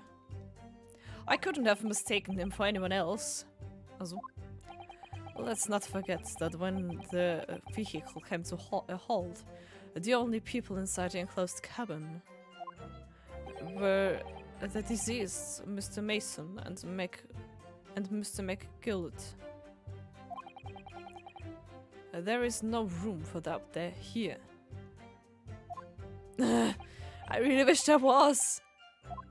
Yeah. Then out of the blue, the accused just reached over and plunged a knife into his guts.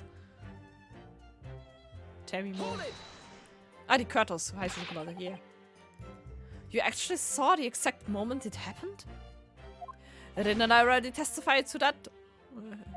Oder hat einen Gehstock? Or our fair Dinkum, hard-working city bankers not considered trustworthy these days. Eigentlich nicht, nee. Oh, no, I didn't mean that. This is no good. I've really got his, really got his back up. Perhaps you could just tell me, my lord.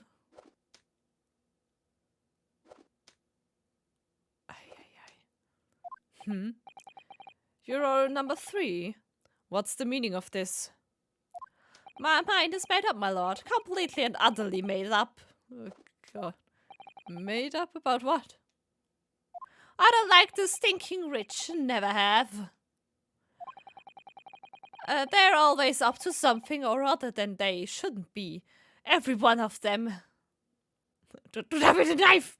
Das ist dem egal. Oh. And that little leprechaun of a man is no exception. Well, he can't fool me. Keine Ahnung, wie komisch. Oh nein, ihr seid guilty. Nein! F. There's no point wasting time listening to any more of this. That's my opinion on the matter anyway. That's precisely what I was about to say. Oh god. No! Stop! As the foreman of the jury, it's my duty to set a good example for my fellow jurors. Churros.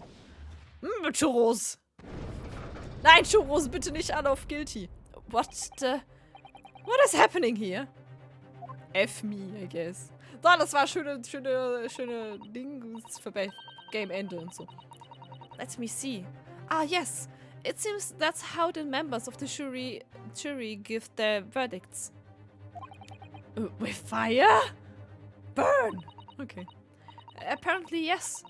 White for innocence and black for guilty. Ja, es war schön mit mir. Danke. Bye. Goodbye. As the 6 members of the jury take up their minds about the case, one by one, they each cast a ball of fire into the great scales of justice, as we saw a moment ago. It's lost. So if those enormous scales fall completely to the black side, does that mean... Perdetini! Oh no. Was ist das hier? Die Oma! Ja, die Oma ist wie. Let's do our very best to make sure that doesn't happen. Now I'm even more worried than I was before. Oh no, Janosuke. Very well. The court acknowledges the change in the jury's stance. Oh Gott. Oh, man sieht sogar im Hintergrund, ne? Counsel for the defense. Please continue with your cross-examination. Ah, this is a nightmare. Great.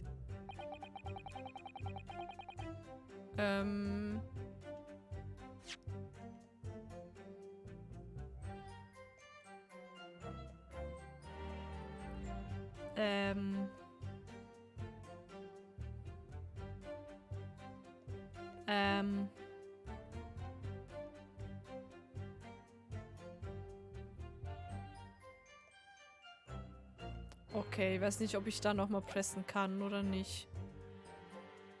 Press over. That's right, he stabbed him. I screamed. I did. I couldn't help it. Hold it! He stabbed him, you say. And you were sitting up on the roof deck, were you? Yes, that's right, sir. I was up on the roof seats. Taris, wirst du den Namen von dem Typen wissen? Der heißt, Lady First. Also, mit U geschrieben. Und halt, der Vorname ist Lay und dann die Punkt. First. Der ist Hutmacher. Gute Namen. I remember seeing the little gent sitting next to the fellow that was stabbed. been thinking about a new hat design, you see. So I was just gazing absent-mindedly around. But then it happened. Then I happened to look down through the skylight. It was sticking right out from his belly. That huge, great knife. A grim sight indeed. That didn't help me at all. They sure really look like they're even more convinced my clients did it than they were before. That appears to have made everyone even more dubious of that Mr. McGilded is telling the truth. If only we had some evidence to counter their suspicions. Ich habe keine Ahnung, legit. Mr. First. Oh, yes, yes, sir? Is this the knife you saw? Oh, God grief! Yes, that's it! The very one, sir! Is that the murder? Yes, Counsel. This is the blade that was driven into the victim's belly like a stake through the heart. Okay, I guess. That is a blade of considerable size, Counsel. Wieder. Was war Dracula hier? Wann siegst? Das ist voll gut. Ja, Big Vamp Energy. Ich habe vorher auch schon gesagt, das ist P4. Was ist hier los? It is. And furthermore, the escape part, I don't know this word, name it. Es sind komplizierte Worte. Schlimm. Is emblazoned prominently with a certain initial. Oh. The letter M, which seems oddly familiar. What is a trial? Oh no. Please no. M. For Magnus. Or perhaps McGilded, possibly? Take your pick. Oder es war das Messer des Victim? Maybe.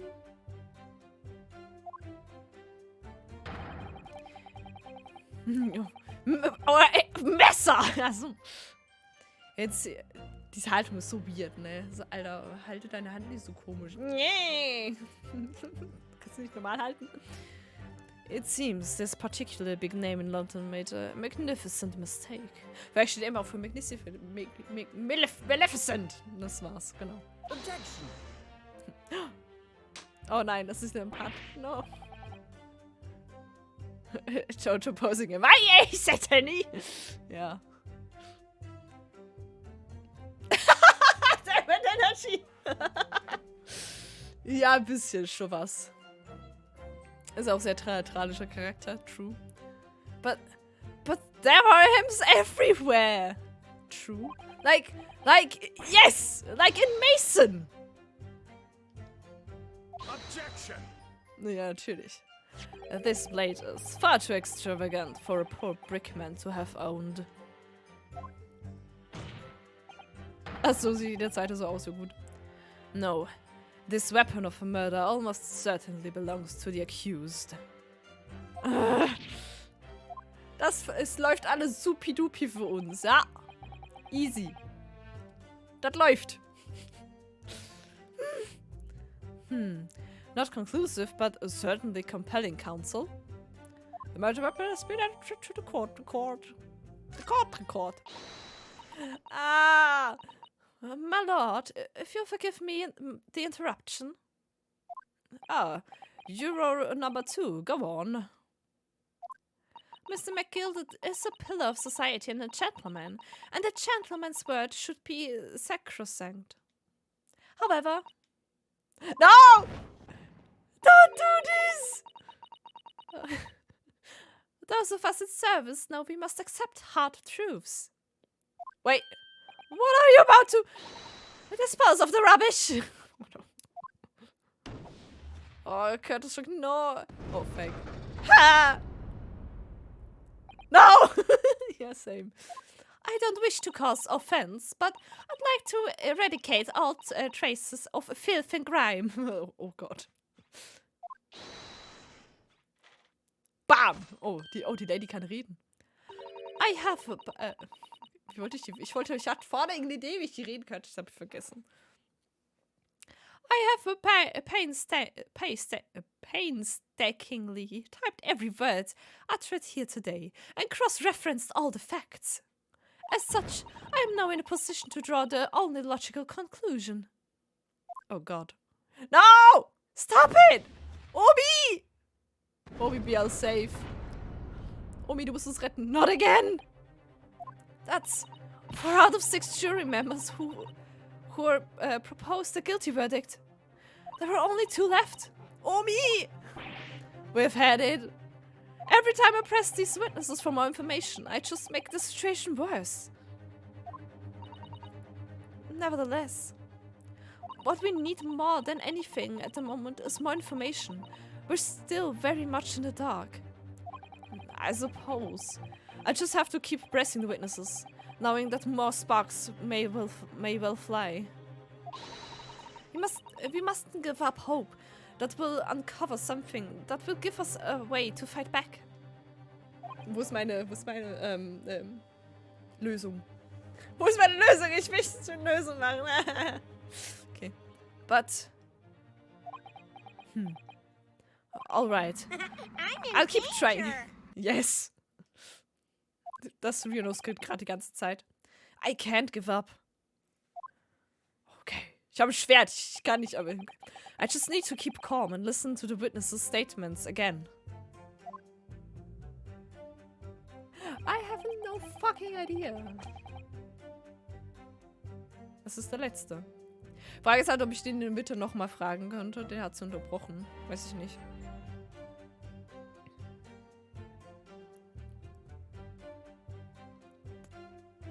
Also ich kann, da kann ich nochmal pressen. What exactly did you see? Oh, well, sir, that would be the passenger, sir. Yes, collapsed on the floor. He was. No, he was not. He was not. And by the passenger, obviously, you're referring to the victim, Mr. Mason, the brickmaker. And then the other passengers had that knife in his hand, like this. No, he had not. Okay.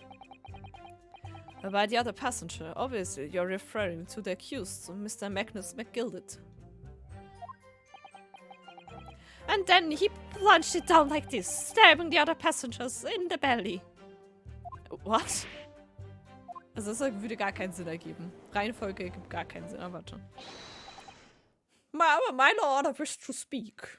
Keine Ahnung, ich rede irgendwie. Yes, Juror number 5. Do I take it that you too? As the master of the London Guild of Coachmen, the idea of a murder being committed in one of the city's carriages is utterly abhorrent to me. It would be right to make a decision before hearing all the facts, though, I said to myself. No! But I've heard enough now. The horse has bolted, as they say. Hat sogar eine fucking Ding an Hufeisen. Cheer up now, Silver Blaze, the finish is in sight. Oh Gott. Omi!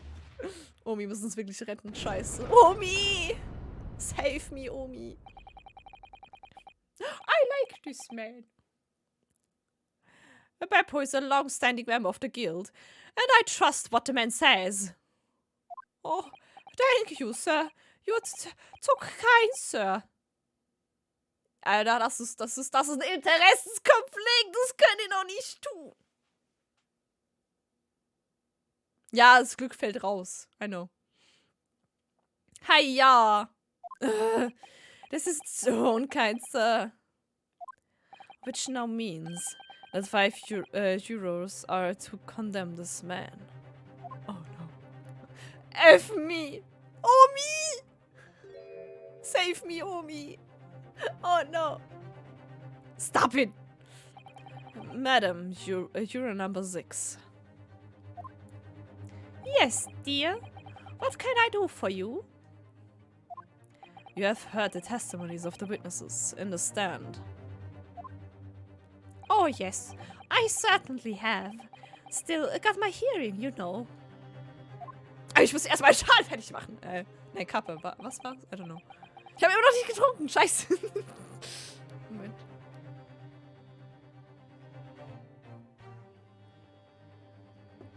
Da. Ich bin so vergesslich. Schlimm. Then, pray tell, why are you yet to pronounce your learning? Omi! Well, dear, the thing is, I'm a creature of habit. Me. I always go to the park at around this time of day and sit on a nice bench and get on with my knitting. Der ist nur so. Was redet die, hä? There's a lovely little park just near where I live. McGilded Park, it's called.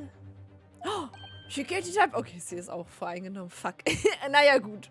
Ich akzeptiere das, dass sie für mich voreingenommen ist. The gentleman donated it to the city, you know. To put a smile on Londoner's face, he said.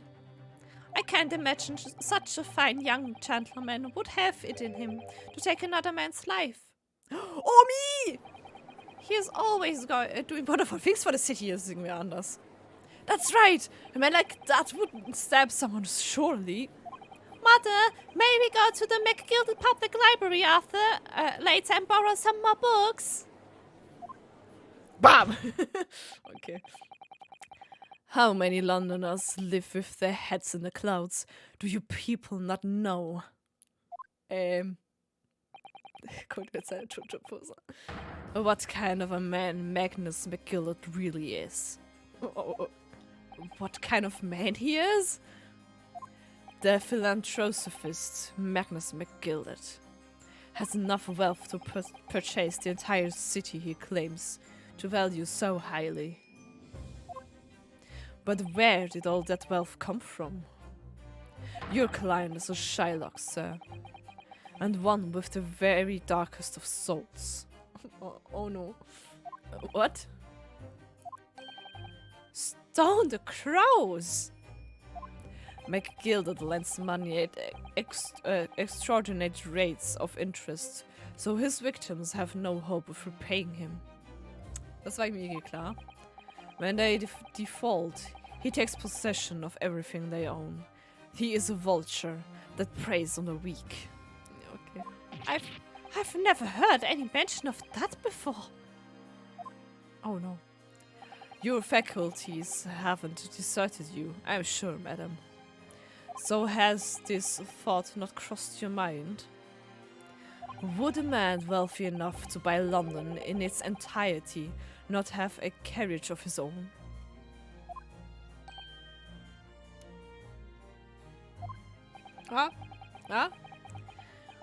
What possible reason could this man have to make use of a public omnibus service?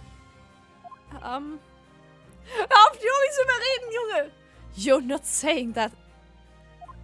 The victim, a poor brickmaker, had next to nothing to his name, save considerable financial liability.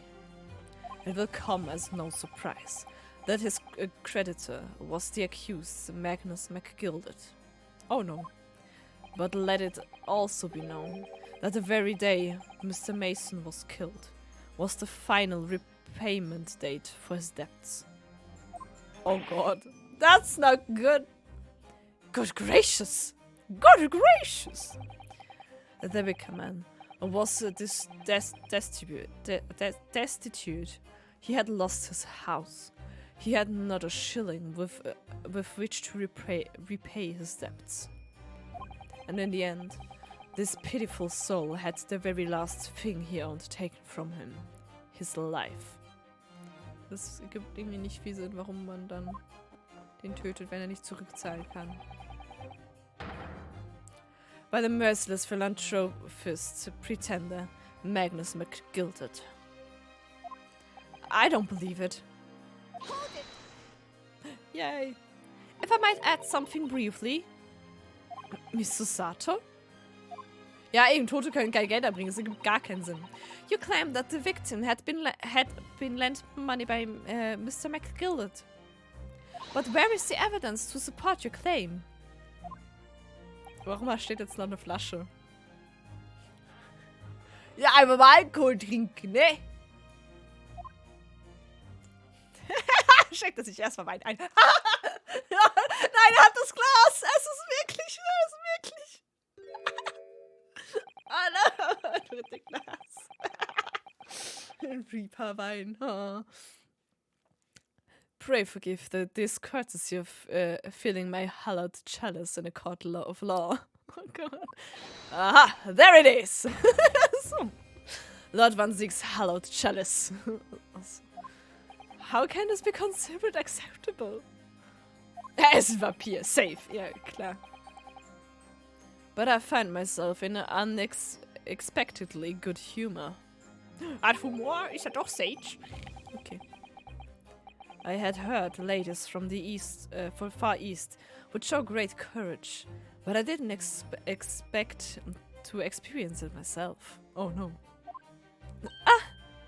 As judicial assistant to the defense, I'm simply doing my job. What a pity that your display of courage is in vain. Oh no. This is the depths ledger, which details all monies loaned by the accused. You will find the victim's name clearly recorded inside. Oh. That's not good. Allow me to present this ledger as evidence. Also ich glaube halt immer noch nicht, dass er die Mörder begangen hat. Aber als Scheißperson dachte ich mir halt schon. And pray forgive the discourtesy of raising my chalice in a toast to the enigmatic East at the same time. A marvelous toast, counsel. I will gladly accept this new evidence. Oh no. Fuck me! If he throws the chalice, I quit. Ich kann es mir halt vorstellen, dass wenn man ihn in die Enge treibt, dass sowas passiert. So, just saying.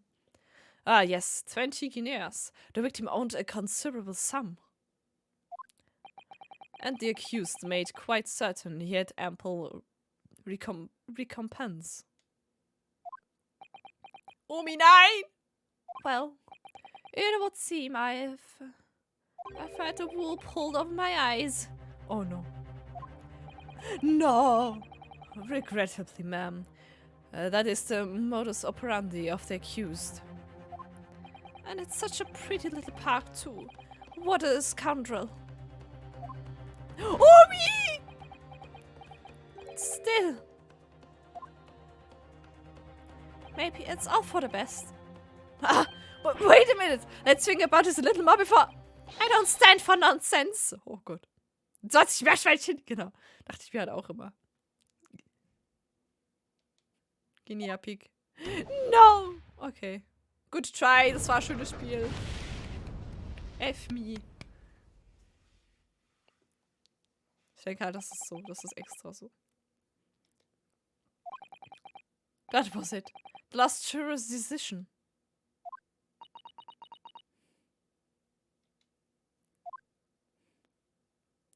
So, und jetzt geht's los. Moment. Erst mal nachlesen. According to this encyclopedia of British law, when all members of the jury have concluded that the defendant is guilty, court proceedings are suspended and the presiding judge will deliver the final verdict and sentence. That's what it says here. The final verdict. It's over then. Oh! There's a footnote, though. A footnote? However, the defense... All 6 members of the jury are now in agreement in this case. No! Allow me to convey my respect for your swift and righteous decision. According to the laws of this court, I will now conclude the trial by delivering my final verdict. I trust there are no objections. Objection! Now, Shionosuke. Mr. Sato, just tell me one thing. Oh, yes? You were in the middle of saying something before. The footnote in your encyclopedia of British law. However, the defense. What did you say next? Oh, yes, of course. One moment. When all members of the jury have concluded that the defendant is guilty, court proceedings are suspended and das musst du nicht nochmal lesen. Hiya.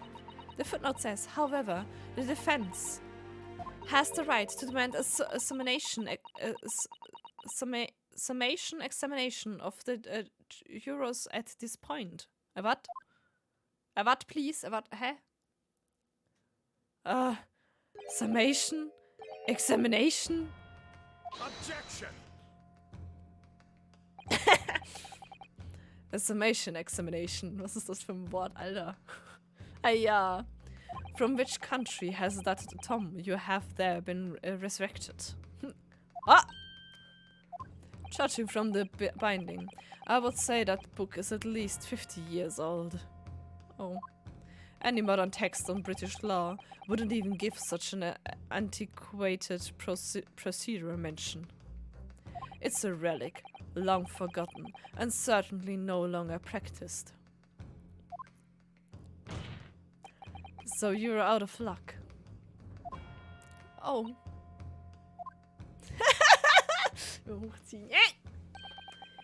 What even is it, Mr. Sato? It's so-called summation examination. But not removed. Yes. It's old, but not removed. One moment. And I'll read about it. You would demand the right to a procedure before you even understand what it entails. Typical Nipponese. Alright, Miss Naruhodo, I think I understand. It seems that under this procedure, we would be able to appeal to the members of the jury. To do what exactly? Appeal to them to change their leanings and reverse the decisions. And it says here that if successful, the proceedings of the trial must be resumed. Make them reverse the decisions. Easy. Yes. In times gone by, barristers would use a summation examination to attempt to influence the jury's decision. Das ist aber auch nicht okay. Ist alles nicht lawkonform hier. But that procedure became something of a formality with no practiced benefit, really. So it rather fell out of use. I wonder why. Because it was devoid of purpose. Changing just one member of the jury's mind would be hard enough, let alone several. No self-respecting defense barrister would even assert his right to try it in this day and age. Also, let's go! Still, I don't see any mention of the procedure actually being formally revoked. What are you suggesting?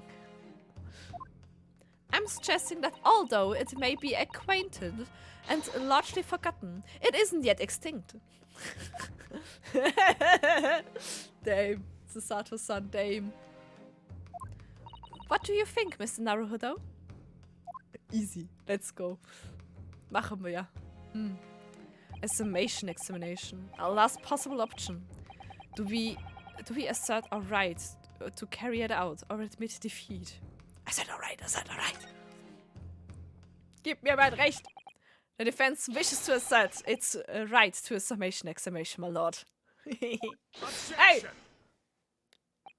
Get you from Karmat? Ja, schon. London is the capital city of the most powerful nation on earth. We have a duty to the world to exemplify the very highest standards of judicial procedures. So, summation examinations are an embarrassment that should remain buried. Objection. But if it's alright, it's alright. I believe it could prove vital in this trial. Cross-examining the bad. Yes.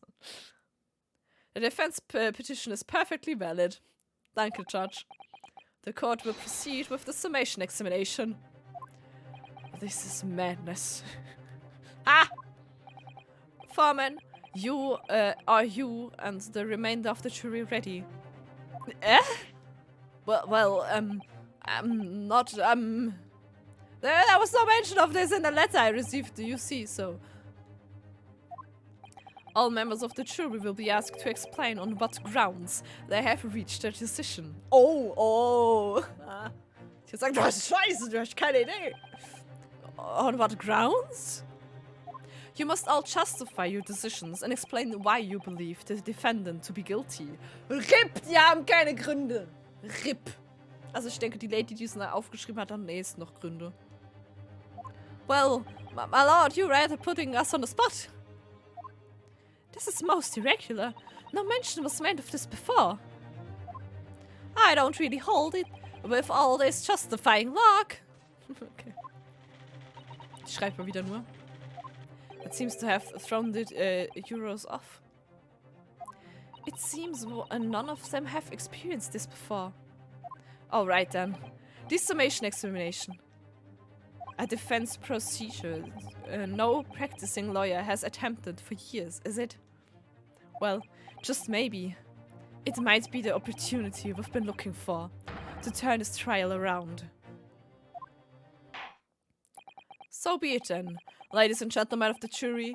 The court hereby calls upon you to state the grounds on which you find defendant Magnus McGilded guilty of this most serious crime. Na, erklär mal. Ei. Was schöne Schrift kann man nicht mal lesen. Okay. Ich lese.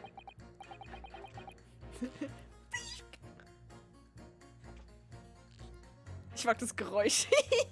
Supi. Okay. There was no one else inside the carriage at the time, so it has to have been him. Also. I trust the driver. He has an excellent memory, it seems. 4 passengers with fares totally 20 pence.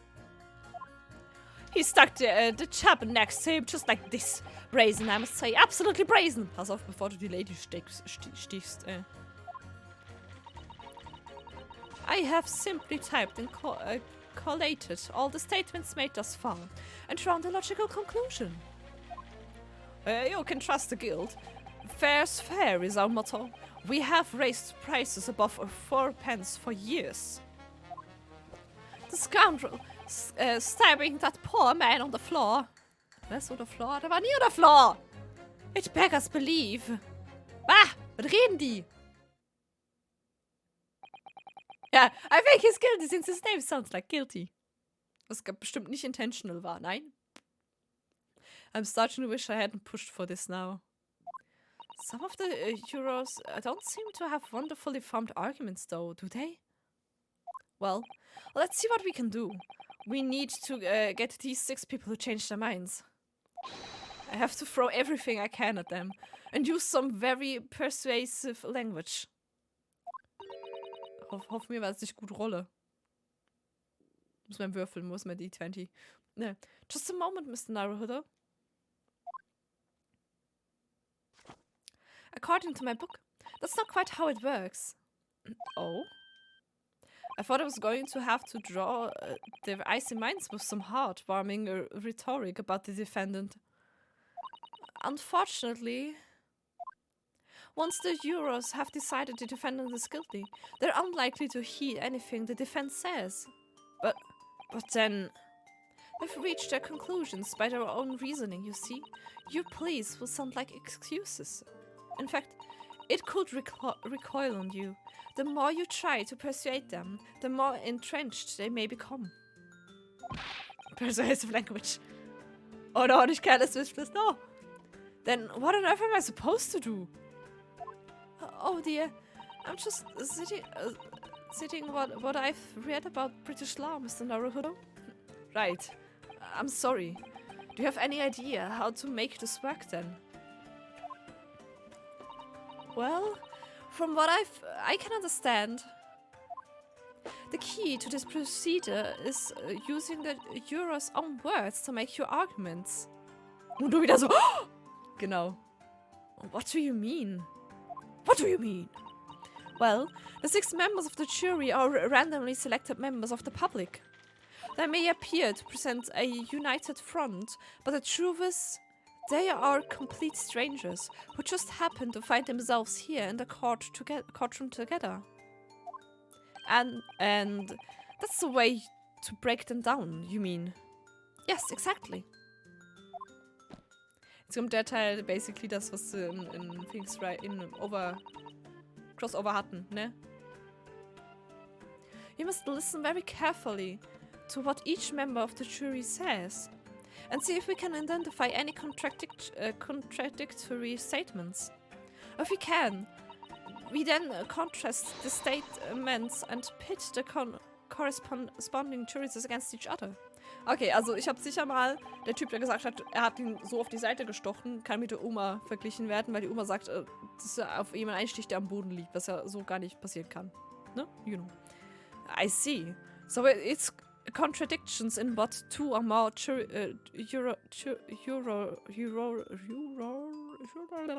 says that we're looking for. In a way, then, this is similar to a regular cross-examination. Oh, yes, I suppose you're right. I can do that. Juror! Jetzt gehen wir Zunge zum Brecher, die ganze Zeit Englisch reden hier. Find contradictions in the statements and pit the jurors against one another to break them down. Ich habe auch vorher irgendwann was mit Churros gesagt. Also Churros. Nicht Jurorin, das sind Churros. Alright. I might be able to pull this off. No, that's not right. I will pull it. I have to pull this off. Churros, genau das. Can we start proceeding, Counsel? Die Jojos! Jojos. Das war's. I would ask you to take the stand for this. I'm expecting a clear and concise rebuttal? Worte, die ich nicht kenne. Yes, my lord. My lord! My lady! Hallo, ich stehe da. Ja, ich stehe auf der vorne. So, hallo! Ich stehe jetzt vor Ihnen, Leute. Ich muss mir vorstellen, wie er einfach an ihnen vorbeigeht. Okay, ich kann wieder pressen. This is basically the same. Motherfucker! My lord, motherfucker, my lady. Okay. There was no one else inside the carriage that time, so it has to have been him. Also, die gehen voll gegeneinander. Wir pressen einfach mal. Certainly, the testimonies we've heard suggest the victim and Mr. McGilded were alone inside the carriage. Precisely my point. But could there be some other explanation, something we haven't considered yet? Such as... If... Well, perhaps that's something we could, all back out together now. Now listen here, maybe you don't know how things work around here because you're from foreign climes. But we're here to form our opinions as individuals, and I have... Oh dear. He doesn't appear to be in the mood to consider an alternative point of view, does he? No. I'm sure to have to pit the jurors against one another, like Susato-san said.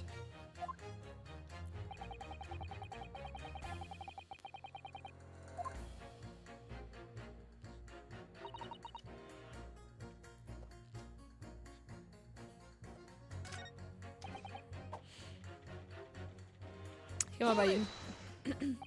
Careful! You could hurt someone with that. You're a fine one to talk. That what of that sword hanging from your waist? No, that's just my battered soul. Well, anyway, I despise anyone with too much money. They're all the same, all stabbing some brickmaker or other behind the scenes. You mark my words. Objection. That seems very unlikely, doesn't it? Are you mad, man? Ich bin kein Madman, nein. We know that small short here is a rotten Shylock. Well, yes, that does seem to be the case, but... Mr. Naruhodo, please, be careful what you say. If there's been trying to squeeze money out of us are less fortunate, then as far as I'm concerned, he's as guilty as sin. The man can hang. Come to think of it. Did one of the other jurors have something to say about the defendant's underhand activities? If you thought of something, Mr. Naruto, don't let it go. Test your theory. Pits the two jurors whose statements seem to be contradictory against each other. No time like to present to use X to pit them against each other. Or I'll never get anywhere. Okay, also.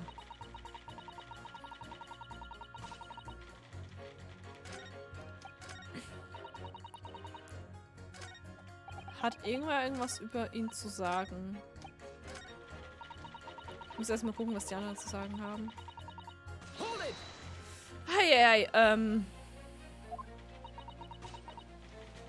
what have you been doing all this time? What have you been doing all this time? There. I should have thought it was obvious. I'm recording everything that takes place as part of these proceedings. And what have you learned from that? For example, at this moment in time, the judge has used his gavel 11 times in total. The prosecution has snorted derisively at your remarks 7 times in total. And I might add, each time you have gawked like a simpleton. Thank you. And what's the point exactly? So, anyway, madam, are you able to explain why you think the defendant is guilty? That is a conclusion I have drawn as a result of the copious notes I have typed. Yeah, clearly. But I'm asking you to explain why you've drawn that conclusion. Please don't distract me. I'm making it extremely hard to concentrate on my note-keeping. Amazing! This is going nowhere. Okay, die hat nichts zu sagen. Also wer sagt etwas über seinen...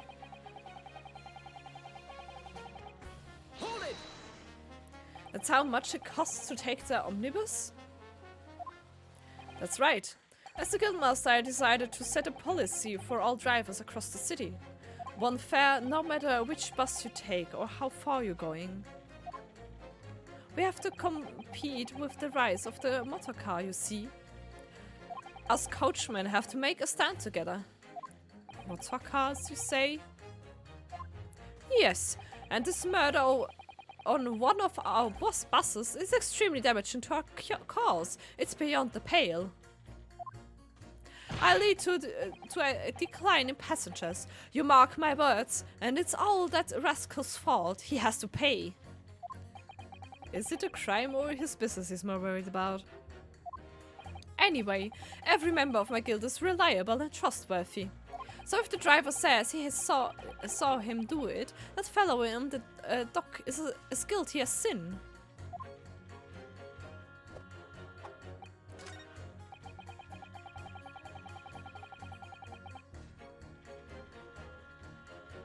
£4.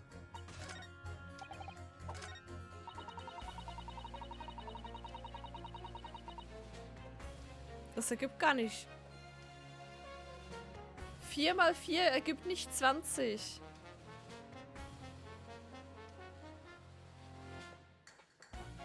Lern rechnen, du Mongo. Okay, also die zwei sind gegeneinander. 100 Pro, ne? Was meint ihr? Also ich presse nochmal bei ihr, aber 4 passengers with fares totally 20 pence. Der andere sagt, es ist nicht über 4 pence pro Fahrt.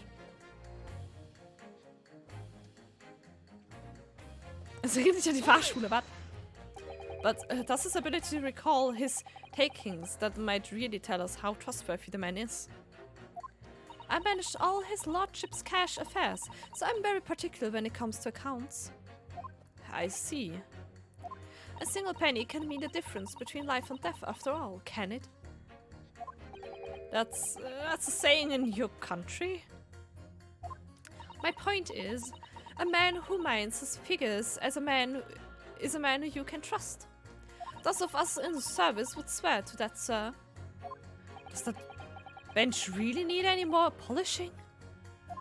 So if the good driver says that he saw Mr. McGill in the fact, I don't doubt him. The only task left to do today is disposing of the rubbish. Ah, now wait a minute. One of the other jurors mentioned something about money, I think. Yeah. Ja.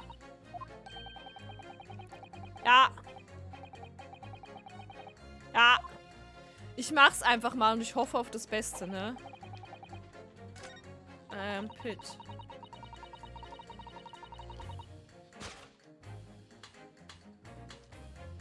Pit. Objection. Those two statements clearly contradict each other.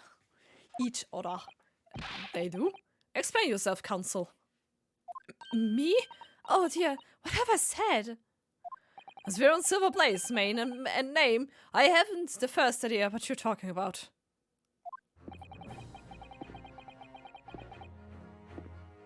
Yes. Oh, wie gut, dass rumlauft. Okay, das ist geil. Das ist nice. Das ist cool. According to the group testimony we've heard so far, there were 4 passengers on the omnibus on the night in question.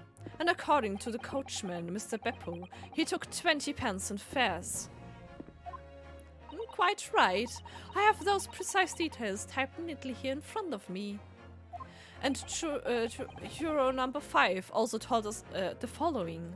The fare for the omnibus is always 4 pence. Same, you know, same. That it is. A fair and convenient single price. Just the way London's carriage should be operated. But that doesn't add up at all. In fact, it leaves a glaring discrepancy in the facts. Why, man? Why? 4 passengers paying 4 pence each. If you do the multiplication, it would be 16 pence. Exactly. As I said, it doesn't add up. The figures are different. By 4 pence, in fact. Or precisely 1 person's fare. Haha! Okay. Du gehst nochmal. Oh, gehst du. Nein, bin ich gut, mach die heiße Schoki, no. Schick mir das Rezept, ich muss das auch machen. Schick mir Schoki-Rezept. 1 person's fare? Viel Spaß beim Einkaufen. Yes. In other words, on the omnibus that night. It's distinctly possible. There was another passenger we've heard nothing about.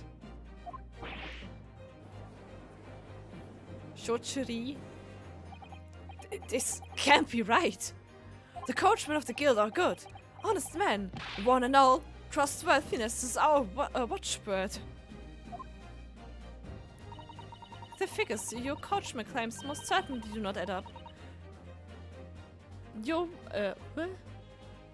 watchword? Watchword? What? Your watchword, good sir, is a fallacy. I beg your pardon? Mr. Guildsmaster, I think you ought to consider that if this trial were to end now, the news will surely spread all over London. So, einfach unter Druck setzen. The news that one of your coachmen tried to hide the fact that he lets nefarious characters ride his omnibus. No. Alright then. How do I make it so this miserable trial doesn't end? Du nimmst dein Dienst zurück. Well, according to my book here, you simply launch a ball of fire onto the innocent side of the set of scales. Now I'll hold your horses there, coachman. We were all in agreement. Why do we have to... Wait till I get my hands on you. Beppo! Nice. Oh,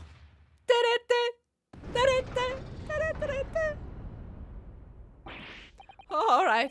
This is all very irritating. Also. Begging your pardon, sir. I'm going to do the same. Bam! Fire. This scale is on fire. This scale is on fire. Okay, lassen wir das. Oh no. For the love of Mike, not you as well. A penny can be the difference between a smile and a tear after all. He's just on fire, no. Oh no. I certainly can put my trust in someone who doesn't follow my exacting standards in financial matters. Musik. Oh no. So schön, wie ich das gesungen habe. Ey, Covers sind immer noch okay. Außerdem war das irgendwie 10 Sekunden. Nicht mal. Oh, really? My voice is breaking again. Great. I, for once, think it's only proper that we hear from the witnesses again. Das Problem ist, ich muss irgendwie zum Safe-Punkt kommen, ne? Ach nee. Well done, Mr. Naruto. You did it. If we can manage to change too much Euro's mind, we can force the trial to continue. 2 more. Actually, there is something else that's bothering me about a couple of their assertions. Then that's where you must strike next. So I need to pit 2 more Euros against each other and show there's another contradiction in their assertions. Banka TOS, oh no. Exactly, you can do it! Well, the scales of justice have shifted, but they still weigh heavy on the side of guilt. Yeah, counsel. You have the floor again to continue with your Summation Examination. Okay. Also, ich würde behaupten, vermutlich Oma und der Typ daneben. Dankeschön. Omi! Hold it! I really think you should stop waving that needle around. The scales of Apollo Justice. Oh, Moment. Ich habe Apollo Justice nie gespielt. Sollen bitte auch die Edgebuff-Teile nochmal auf Switch rausbringen. Ich hätte die gerne. Ich würde die gerne spielen. You heard what the good coachman said before, didn't you? That hideous man stabbed the poor fellow, just like this. Yes. That is what he said, you're right. Not like this, but you know. McGilded Park is such a lovely little place too. I've always enjoyed resting my legs there while I get on with my knitting. And I had thought that anyone who donated such a delightful place must be a fine fellow indeed. I suppose I was wrong. Whoever would have thought he was a miserable, murdering moneylender with not a scrap of remorse? Oh, help. She's as sure can be that he's guilty now. The old lady certainly seems to know her mind, doesn't she? So, we just need to find 2 Euros with contradictory statements and pit them against each other. Which is so much easier said than done. Ja, nee, die Oma und der Typ. Is that perhaps what you were just thinking? How did you know?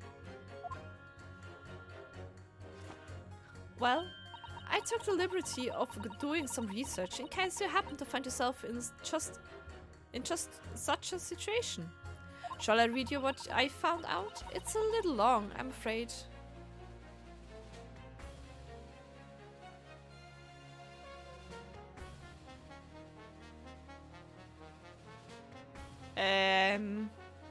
Was genau würde das meinen? Weiß das wer? Also würde sie mir basically die Lösung sagen oder nicht?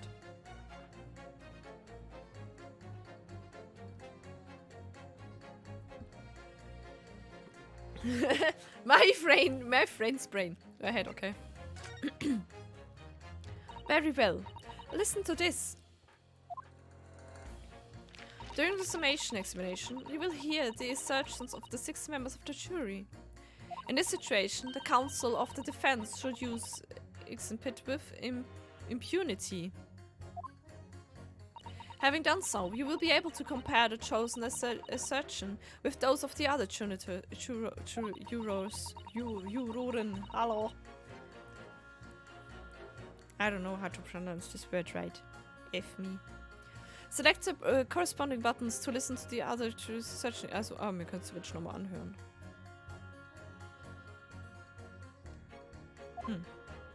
Note that you cannot choose the assertion of the juror you initially selected.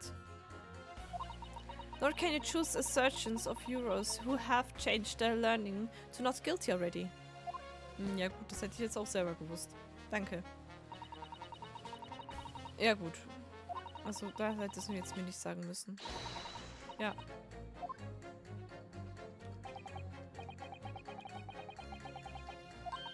Also das, was ich eigentlich vorher schon gemacht habe, danke.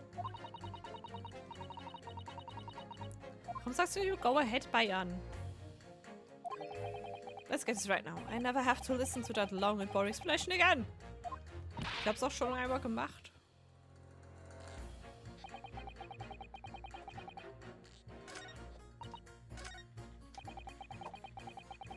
Ja, aber wenn ich es richtig mache, dann nervt mich auch nicht.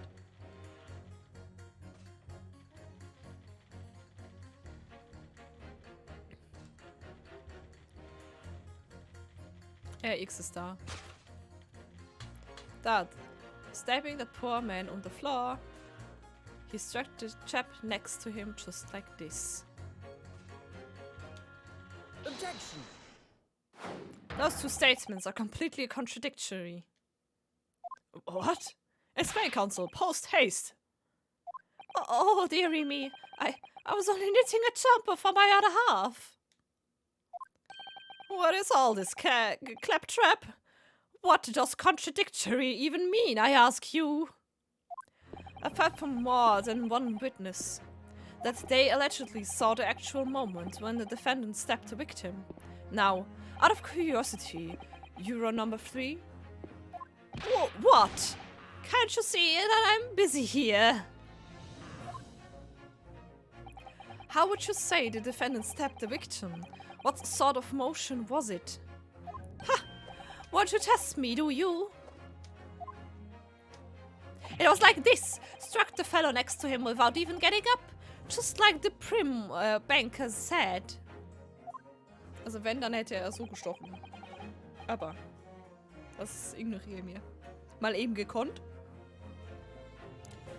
Yes, that was Mr. Fairplay's testimony. Quite true. Now then. Juror number 6. Oh, is that me, is it? What can I do for you, young man? How would you say the defendant stabbed the victim, madam? Oh, well, dear, as far as I understand it, it was like this. He stabbed the poor man after he'd collapsed on the floor. The coachman said so. Now, don't move. Take a look at these two jurors. He struck the fellow next to him without even getting up. And he stabbed the poor man after he collapsed on the floor. Well, I never... They're stabbing in totally different directions. What?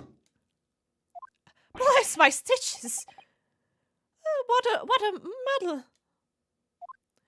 What this tells us is that there's a strong possibility one of the witnesses isn't telling the truth. Oh! But why? Why did Dickens would they lie? Welcher hat eine Perücke? Der Typ? Der Judge hat eine Perücke, ja. I don't know that yet. But what I do know is that if the trial ends at this point, we may never find out.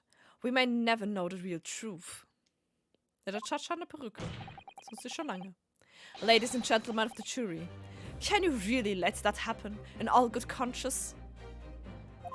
Lies, you say? Oh, dearie me. Yay, Omi! I can't abide people telling lies. Go, Omi.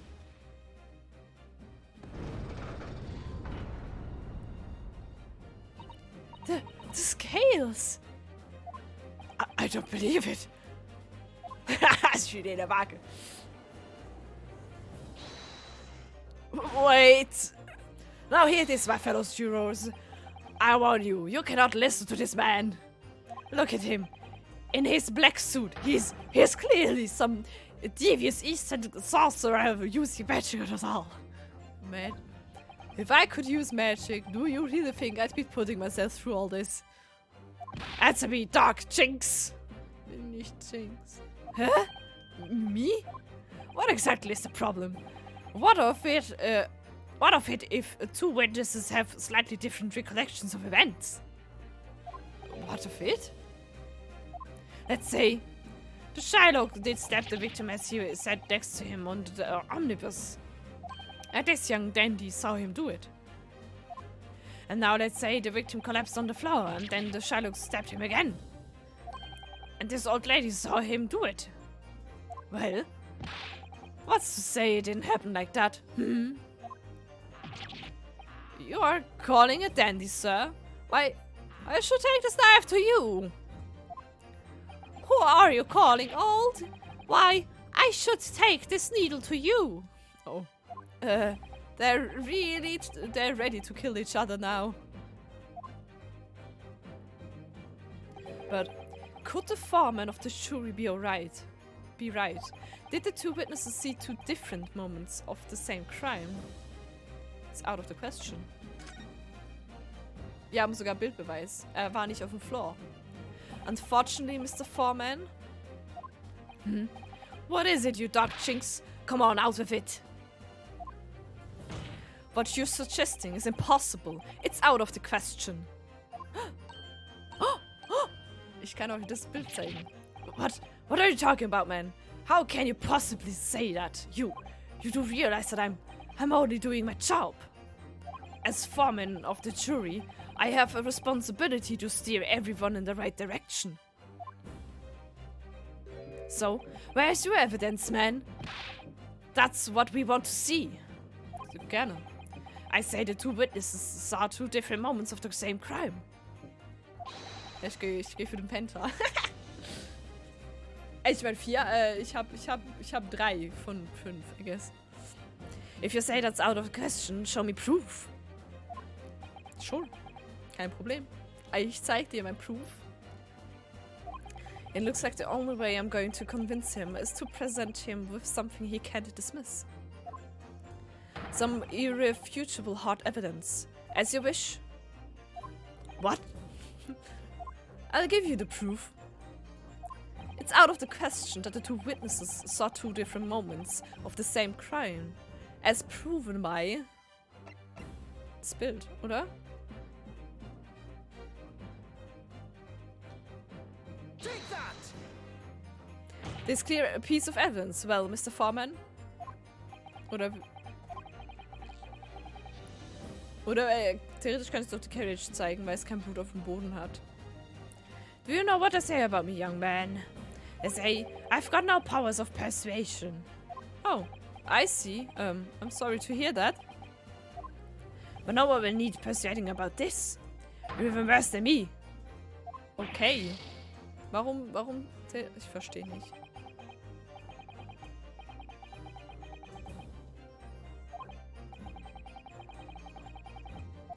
Ich verstehe nicht, warum das nicht auch zählt.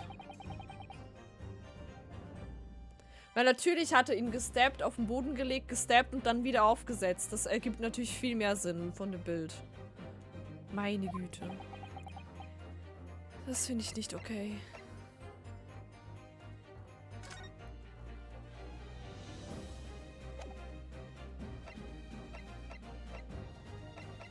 Theoretisch kann ich auch da sagen, er wurde a single stab wound. Du kannst es so auf so... Das nervt mich, wenn du mehrere Sachen zeigen könntest, was theoretisch mit der richtigen Explanation Sinn ergibt. Und das geht einfach nicht, weil Spiel doof. Ich mag das nicht. Das ist eine Sache, die mich nervt. So, ich könnte dir erklären. Erstens mal, das Bild wurde von seinem toten Körper gemacht. Warum sitzt er da, wenn er ja am Boden lag? Das geht gar nicht. Warum sollte er? Er wurde dann ja nicht bewegt. Das zweite, ich könnte die Carriage zeigen. Da ist nur Blut auf dem Sitz. Da ist kein Blut auf dem Boden. Er war nicht auf dem Boden. Ich kann den Autopsy Report zeigen, weil da steht, es war ein Single Stab. Ich schätze mal, ich muss den Autopsy Report zeigen, aber es kackt mich ein bisschen an, dass es nicht geht, dass ich was anderes zeige. Auch wenn ich eine logische Erklärung habe. Warum? Das Pups. Das ist die eine Sache, die ich nicht mag an den Spielen. Es gibt a single way, wie man es löst. Wenn man es nicht sagt, macht es falsch. So.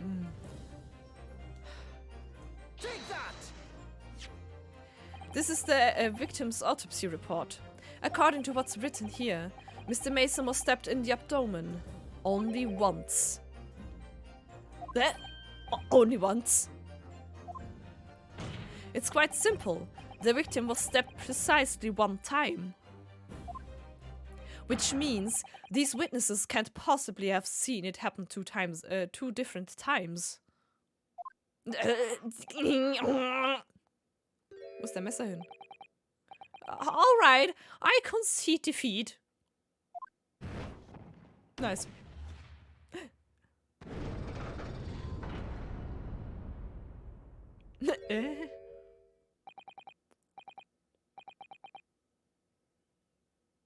Ja, ich meine nur, mit der richtigen Explanation könntest du 3 der Beweise zeigen dafür und Erklärung geben. Und es ist halt frustrierend, wenn dann einfach so, nee, das ist falsch. Es ergibt gar keinen Sinn, was du gezeigt hast, so. Es ergibt schon Sinn, du bist einfach dumm. Wait, that means 4 jurors are now leaning to not guilty. We've done it, Mr. Naruto. We've won! Well, at least we can continue, I guess. What are you playing at, you dandy fool? Quadra. Shut up, Trap, sir! No one deceives me. Also. But we had a consensus. I said, shut your trap! Okay. I know a liar when I see one. And if that chap ever dares to cross the threshold of my shop, I take his razor-sharp blade. Würdest du bitte damit aufhören, Junge? Dude, Alter, stop. Stop doing that! Hör auf! Ha! And shave every last hair of his head. Could you please tell me he's a barber?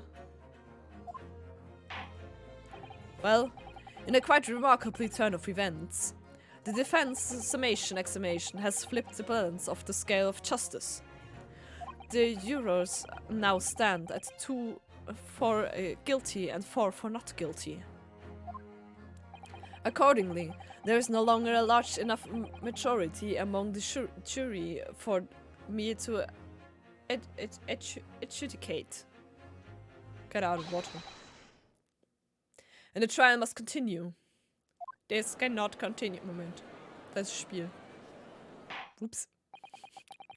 I hereby ask the defense, prosecution and witnesses to return to their places. And I call upon all of you to continue to pursue the truth. Kann mal jemand mal sagen, dass gerade im GDQ noch läuft? Nachher. Ich weiß, ob irgendwas Interessantes läuft, was ich sehen will. Muss mal gucken. Ich glaube, ich habe nicht geguckt gehabt, es läuft nur was Pokémon oder so noch? Saphir? I don't know.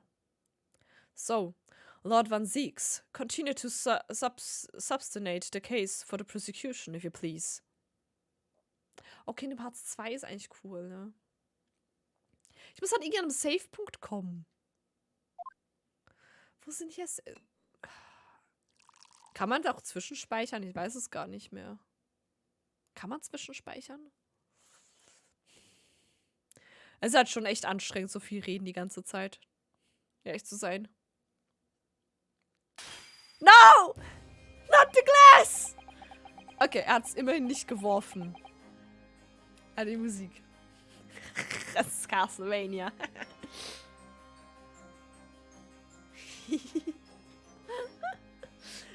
Er hat es nicht geworfen. Er hat es kaputt gemacht. Dude, chill. Okay.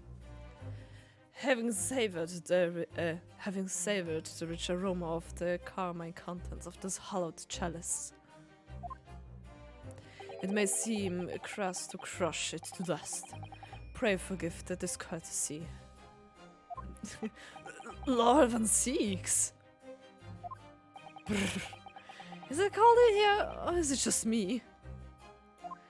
As you antiquated Tom no doubt says, the prosecution may not speak during the summation examination. So I honored a deathly silence and listened to the charade. It seems I overestimated the intelligence of the jury. Rude? Well, no matter. There is something so hard to prove as a self-evident truth, it would seem.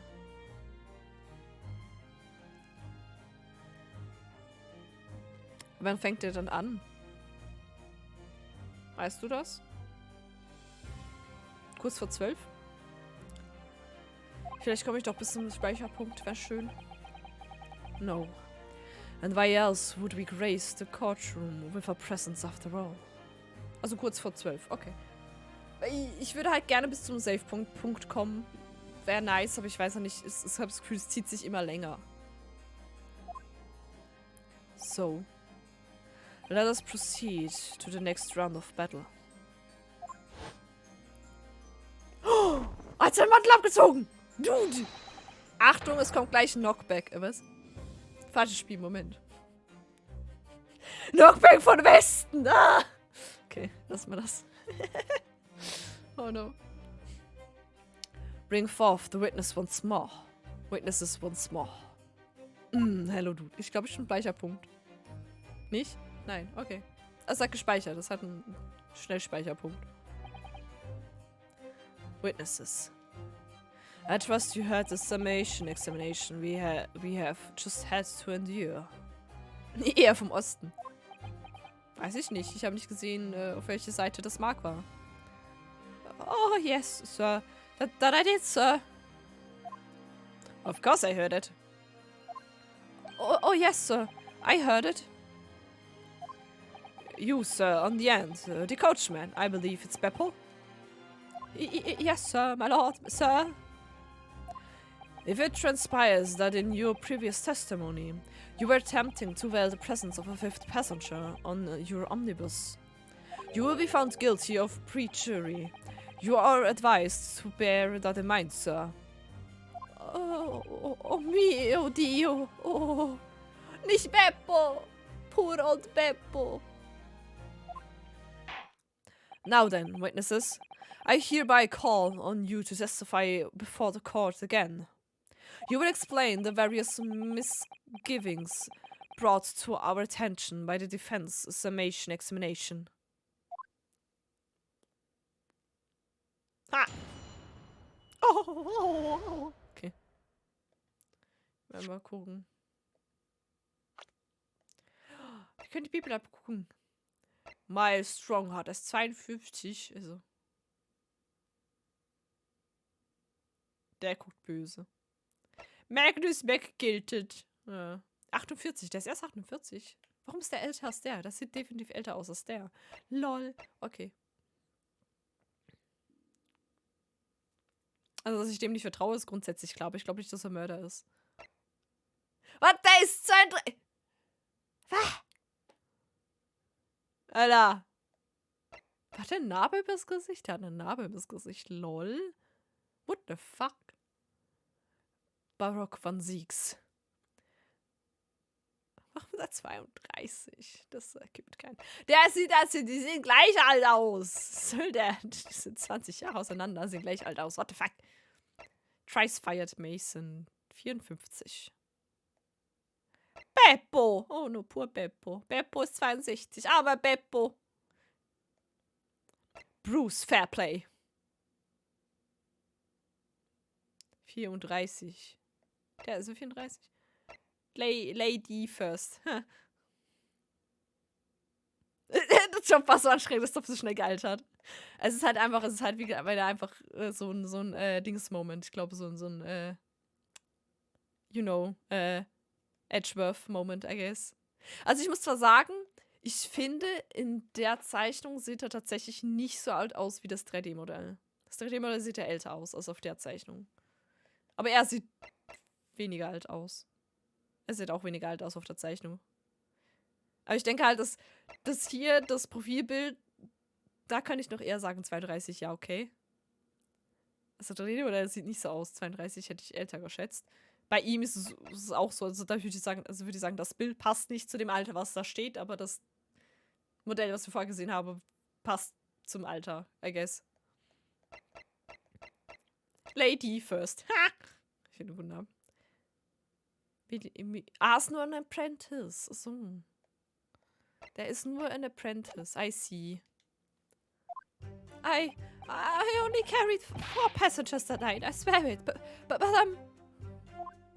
well, I for one was told I had to pay 5 pence for the bus.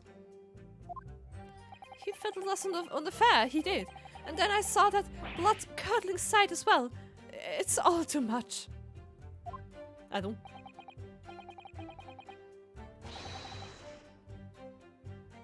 Please don't die, Internet, danke.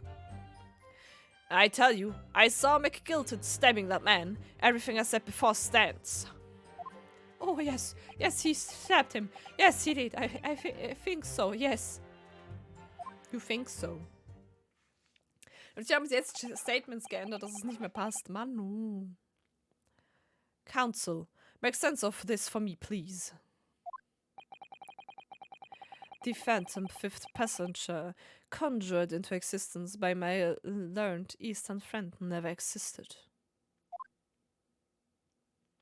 The confusion has arisen from the coachman's sly little cosenage. Beppo! Explain yourself! I'm terribly sorry, Guildmaster. The guild's fare is 4 pence across the board. You know that. Am I to understand that you've been overcharging our passengers by a penny a fare? It's so cold, and the last run of the day is always half empty. You have been dishonest, coachman. I'm sorry. You're a disgrace, Beppo. A disgrace. And your selfish actions have brought dishonor on the entire guild. If I may, sir, I had to pay 10 pence on the bus just last week. What? 4 passengers at 5 pence each is, yes, 20 pence. I've done the arithmetic 10 times already, but I just can't make the results come out differently. No, that figures. Hiya. Well, it would appear that one of the aforementioned misgivings has already been explained. So, counsel for the defense, your cross-examination, if you please. We've already had the pleasure of a protracted summation examination today. I see you intend to continue the Palu games. Natürlich. Absolutely. Good one, Björnowske. Dum dum da da dum. Yeah. But. Hold it! So, there were only four passengers on your carriage, but you didn't charge them the standard 4 pence fare. Is that right? It's impossible to make the last run of the day pay. I was so cold. It was all I could do to stop myself from passing out. I'm getting chilblains just listening to you.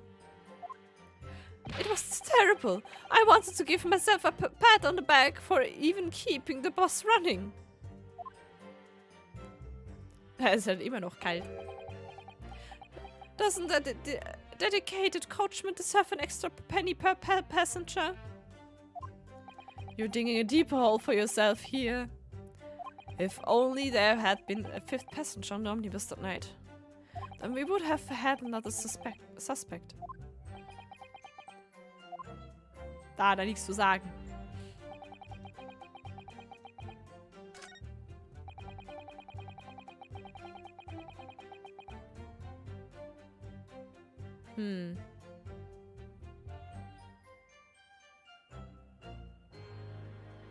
Ich press einfach wieder für jedes Mal, guys.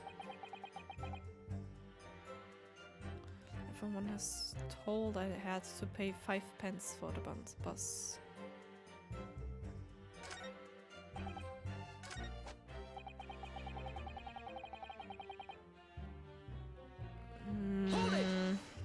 Press mal auf das. So you saw the defendant, Mr. McGilted, stabbing the victim, Mr. Mason, who was sitting next to him. That's what I said, isn't it?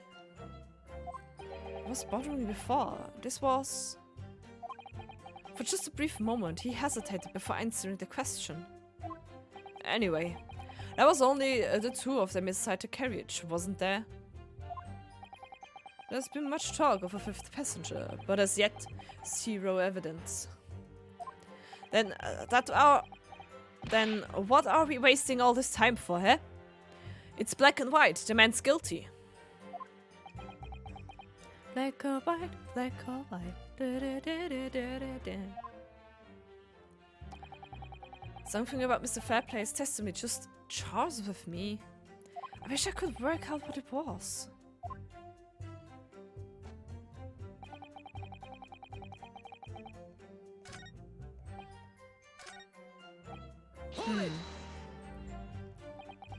This blood-curdling sight. You mean a murder, I presume? Yes, sir. Loathsome sight. No one should have to witness the horror in the eyes of a man the moment his life is taken. Oh, well, not exactly, sir. I mean, I didn't actually see the exact moment the gent was stabbed. Good gracious, really? We have another witness who did, however. The banker has already testified to it. But Mr. First didn't actually see the point at which the victim was killed. That might turn out to be very significant. I heard the banker gent next to me take a sharp intake of breath. See? That's when I looked through the glass. That's when I saw that horrible blade poking out from his belly, all covered in blood. Every time I see a knife now, I can't help screaming, even when I'm eating. Oh no, poor man.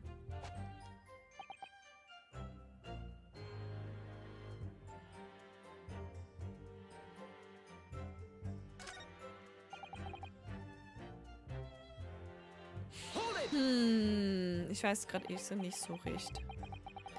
Earlier, you testified that you saw the moment when the defendant allegedly stabbed the victim, didn't you?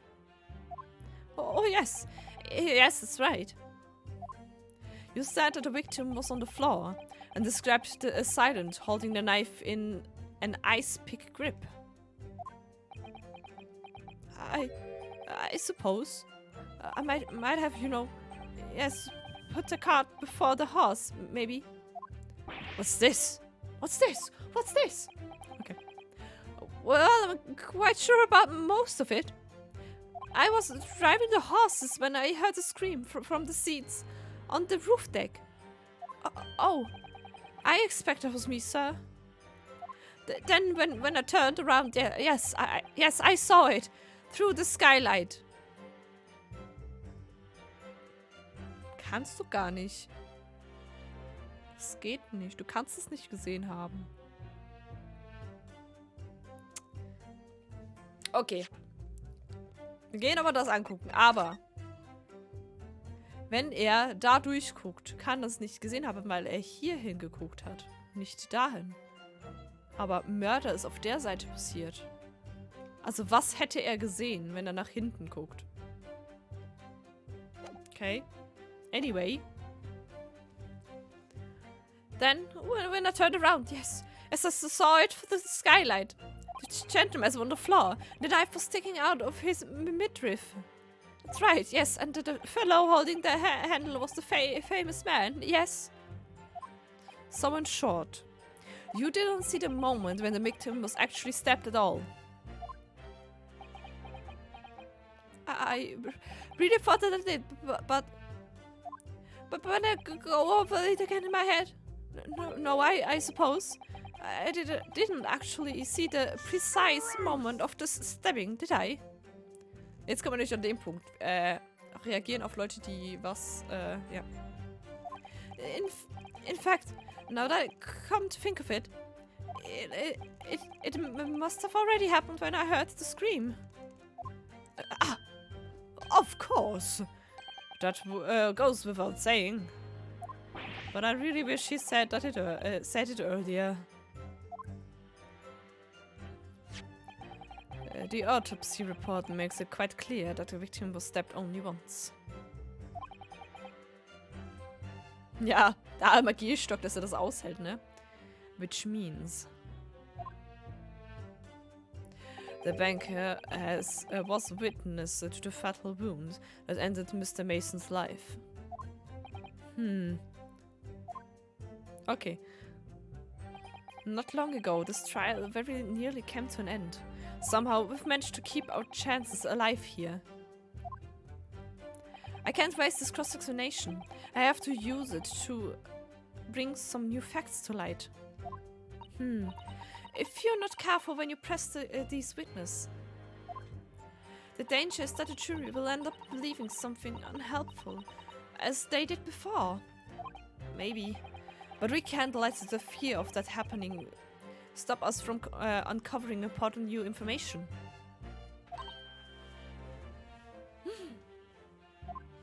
Legasp.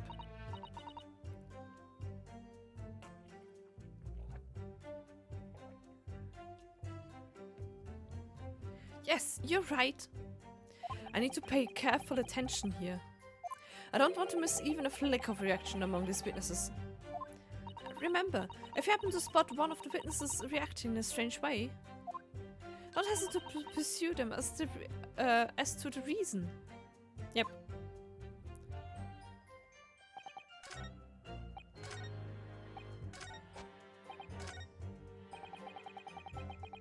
Oh nein, ich wollte pressen.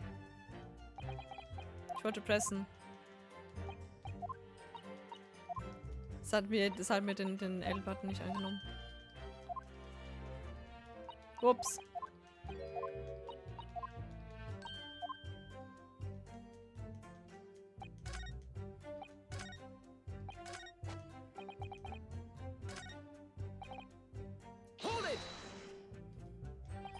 So. Den Teil können wir überspringen.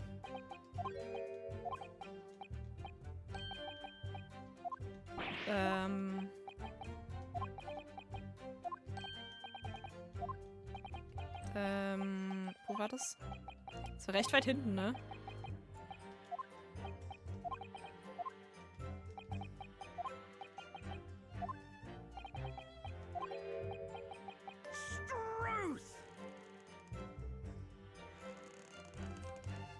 Pursue! Ey. Excuse me. Do you have something to say about that, Mr. Fairplay? Now you listen to me. Oh, okay. I know what you're thinking. He didn't really see the exact moment the fellow was stabbed. What are the chances of that? Eh? Are you asking me or telling me? He's getting flustered. I might be able to extract some new information from him if I answer him cleverly. Could he have just happened to see the exact moment the crime was committed?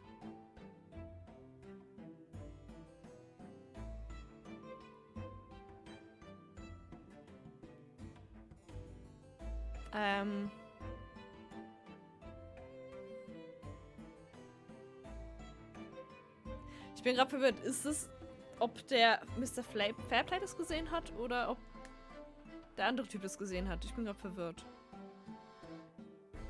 Ich bin gerade ein bisschen verwirrt. Verwirrtheit. Hallo, ich bin Jesch und ich bin verplant. Das kann nicht gut verplant sein. Hatte er eine Chance, das zu sehen? Hatte er eine Chance, das zu sehen? Ich meine...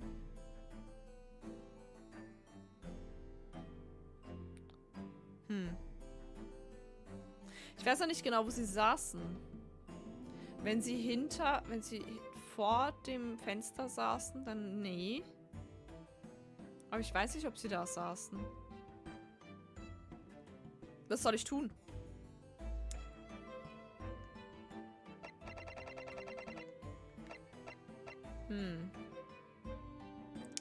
Would you have just happened to see the exact moment the crime was committed?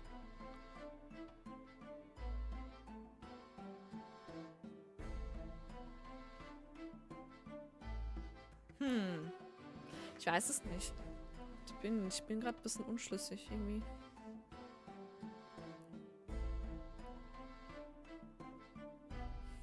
Ich habe keine Lust dann wieder dreimal rumzugehen, weil ich halt, wenn ich das Falsche nehme, dass ich da nochmal hier hingehen muss. Das habe ich nicht so Bock.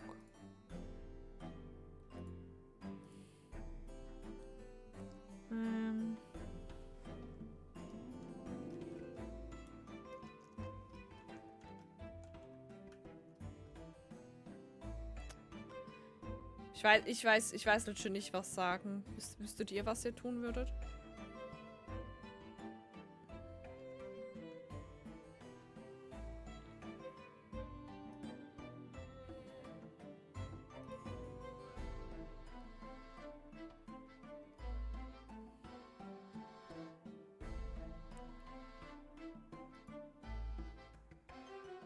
Ich will es auch nur Chains sagen. Das andere klingt halt so banal, dass es irgendwie doof ist, ne?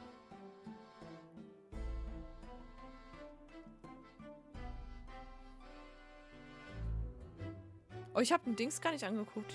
Ich hab das Buch gar nicht angeguckt mit den Loans drin. Ich bin dumm. Ich habe den nicht angeguckt.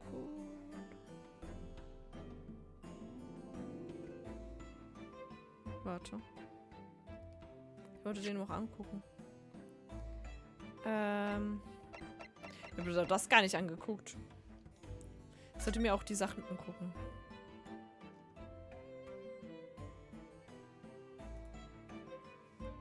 Da hat gesagt, es hat ein... Ah.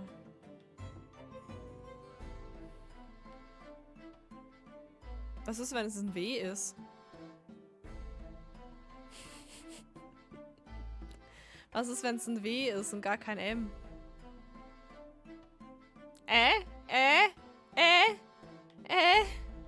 Ich brauche keine Beweise, das stimmt. Was ist, wenn das ein W ist? Das könnte sehr gut ein W sein, gar kein M. Also. Oh Gott. Könnte vielleicht auch ein W sein. Who knows? Ich meine nur. Wario! Wario war's! Holy shit, das ist so schwer zu drehen, ne?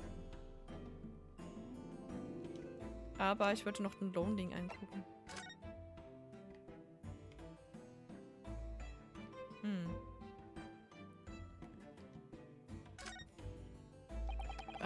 Okay, this portfolio contains all sorts of secrets of London's gentry. Oh dear, do you really think we outlook inside? Well, it's not as though we know any of London's gentry personally, is it? Apart from our great detective friend, perhaps. Actually, I wonder. I assure you, we will not find Mr. Sholmes' name inside. Well, let's see what we find. Ah. Die ganzen Loans. Gosh, it's crammed full of gentlemen's names, isn't it? Well, I suppose they're probably not all gentlemen at all, are they? After all, not everyone in this country is well off. Ah, goodness! What is it? Look at this! Do you see the name here? Bruce Fairplay. F. Should that mean something to me? It does sound strangely familiar, actually. Bruce Fairplay, the witness testifying at this very moment. Oh yes, of course. The banker. Why is his name in here? He borrowed 20 guineas, did he? And look, the repayment date is fast approaching. It's possible that this is just a coincidence, of course, but this could be very useful information. Nice.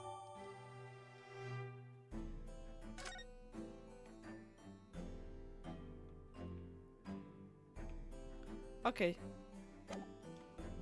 Das ist gut to know. Okay, in dem Fall. Machen wir weiter. Sag einfach, du hast es nicht gesehen. Well, it is a little hard to believe, certainly. Unless you spend your time peeping through a skylight on the top of an omnibus, that is. True. Er hat die ganze Zeit durchgeguckt. Peeping? I'm I'm a respectable city banker, I'll have you know. And I know what I saw. I remember it as clear as a Ballarat day. It was a grim scene. I don't mind telling you. Also. Thank you, Mr. Fairplay. Oh, excuse me if I was getting a little hot under the collar there, my lord. I would ask you to supplement your testimony with a clear statement about what exactly you saw. Oh, I can do that all right. I'll tell you just now how grim it was. Okay, tell me. Ich mag Lady First. Ich finde den super. Do you think I forget the sight of those blood-soaked hands after that butcher stabbed the man? Blood-soaked? Da war auf einem Handschuh ein bisschen.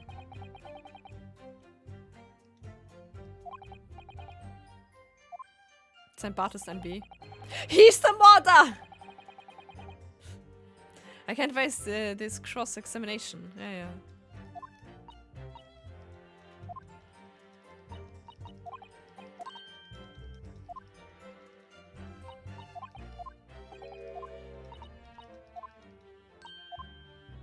Danke.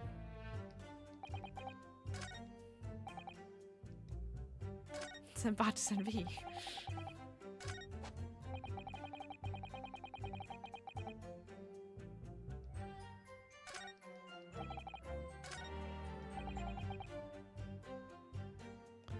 Ja, so tell me.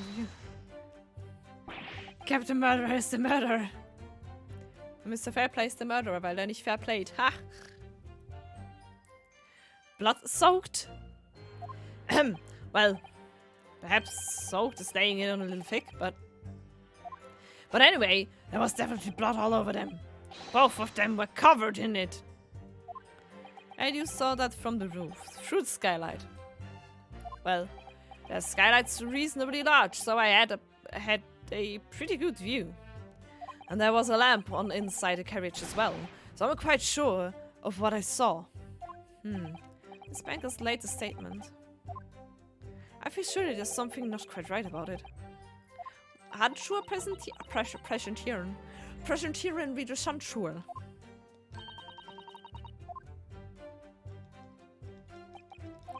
Ah! Lass mich zurück. Okay, das ist ein bisschen mühsam. Präsentieren wir die Handschuhe bei ihm? Oder?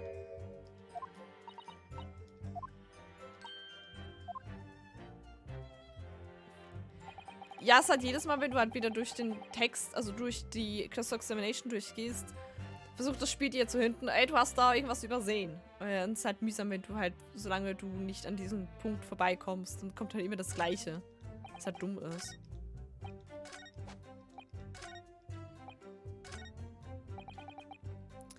So, question is. Handschuhe pressen? Das wäre für mich gerade das Sinnvollste. Ich presse mal mit, präsent mal Handschuhe. Das war auf R.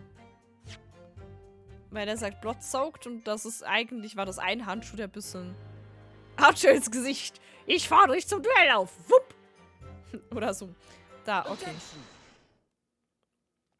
Musik ist weg, schon mal gut.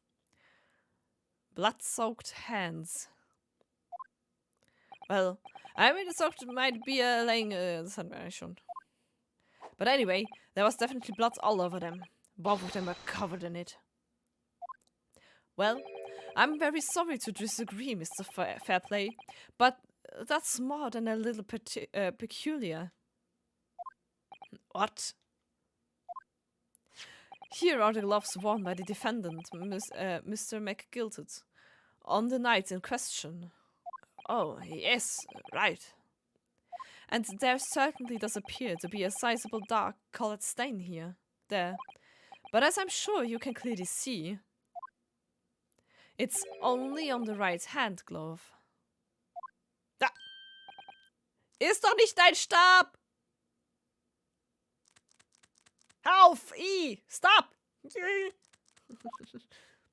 In short, Mr. Fairplay, your testimony is inconsistent. Schmutzig kämpfen, I like it. Also.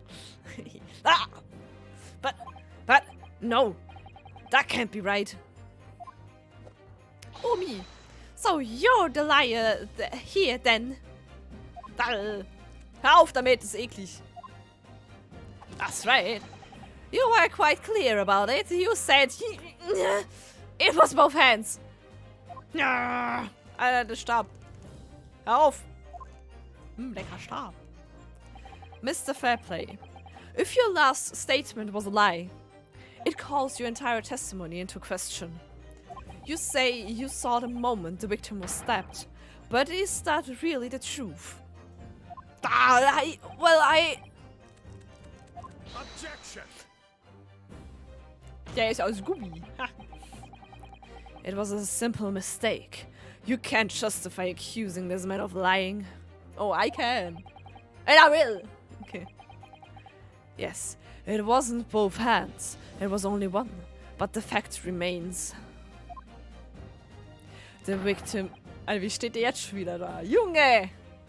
The victim's blood was on the accused. Objection! No. Mr. Fairplay categorically stated that he saw blood all over both hands. Which means there's a strong possibility that this witness was deliberately trying to mislead the court. Auf zu essen! Stop it! Auf! Why, I'm a city banker, for pity's sake. My word should be the gold standard. I'm a gentleman, not some gutter snipe. Upstanding members of society don't prevaricate. He's claiming to have no reason to lie. But is that really the case? Mr. Naruhodo, if we had some evidence to explain why Mr. Fairplay might be lying, it could turn the tide in this trial completely. We have. Something to show this man has a compelling reason to lie in his testimony. I have evidence. I do have evidence, actually. Hello! Welcome to my evidence. Oh, my lord? Yes, counsel. The defense is ready to present evidence. By Jove! Are you sure? Yes. Evidence that will clearly demonstrate why Mr. Fairplay had reason to lie in his testimony. Okay. Chill then, be. Very well. I hereby call on the defense to present its evidence. The evidence that demonstrates a motive for the witness's alleged deception of the court. Take this. Oh, ich meine, take that. Sorry. Take that! It's the band. This is a list of the debtors who owe money to Mr. McGilted. Yes. A list of innocent victims crippled by the accused extortion. The point is, among these names of these debtors is your name, Mr. Bruce Fairplay. Nee, so fair ist er nicht, das stimmt. What? Mr. Fairplay, are you currently in debt financially to the accused? No, well, it's barely worth of being called a debt. According to this ledger, you owe 20 guineas to not an inconsiderable sum of money, would you say? Well, what of it? Let's suppose Mr. McGilted were to be found guilty of murder. What would become of your debts in that case? These documents state that the loan agreement was forged between two individual parties. Therefore, were the creditor, the defendant here, to be sentenced to a capital punishment, all outstanding debts which were owed to him would be annulled. They would cease to exist. Cease to exist? Mr. Fairplay, Is it not the case that you claim in your testimony to have seen something you never in fact saw? In a devious attempt to annul your debt of 20 guineas to the defendant. Ah! Ah! Genau so. Und nicht anders. Genau so klingt er. Ja! Eigentlich müsste ich für die Streams die Sprache auf Englisch umstellen, weil ich eigentlich mehr Englisch rede als Deutsch. Weil so viel Englisch. Englisch. Igirisö. Und so. Das nächste Mal spielst du auf Japanisch, da verstehe ich gar nichts mehr. No. No, I don't. I won't. No. Order! Order! Order! Mr. Bruce Fairplay. Yes, my love. Also, love. Finde ich auch.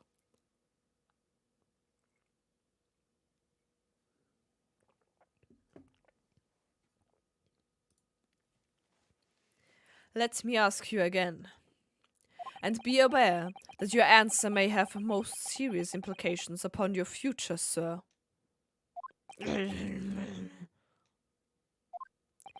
Did you, or did you not, see the precise moment in time at which the defendant is alleged to have thrust a knife into the victim? Der Englisch-Stream ist eh schon. Ich glaube, ich habe Ich hab Englisch auch im Titel, also, aber halt Streamsprache, weil es eigentlich mehrheitlich Englisch ist. Hör doch auf, darauf zu beißen, ist eklig. Stop it, Junge! Your silence speaks volumes. You did not tell the truth in your testimony. Alright. Now let's not make a melodrama out of this. Perhaps I did overstate the truth a pinch. A pinch? But it makes no difference. I definitely remember seeing blood on McGilded's hands. Both of them. Objection. And yet, only one of the defendant's gloves, which we have here as evidence, is stained. So you keep saying... Also bitte aufhören, darum aufzuweisen. Hey, ist es eklig. I wonder if I might be allowed to speak, sir. Go ahead, Mr. First. Well, the thing is, I think I remember seeing it myself, as it happens. Seeing what? The blood, sir, on the assailant's hands. I think, yes. I'm almost sure that it was on both of his hands, not just one. What? What? But how? Why are you lying? Don't you know that actions have consequences? It would appear that we're going to need further testimony from all you witnesses. This time, I would like to know precisely what you did and what you did not see. Do I make myself perfectly clear? Ja. Mr. Naruhodo, this is good news. The course of the trial seems to have shifted slightly at last. Yes. I might finally have a chance to turn things around here.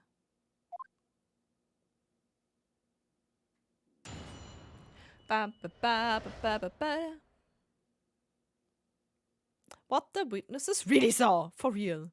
Now. There was blood on both hands of the assailant. I sincerely and distinctly remember that. However, I suppose you might say that I didn't see the exact moment the stabbing transpired, if that matters.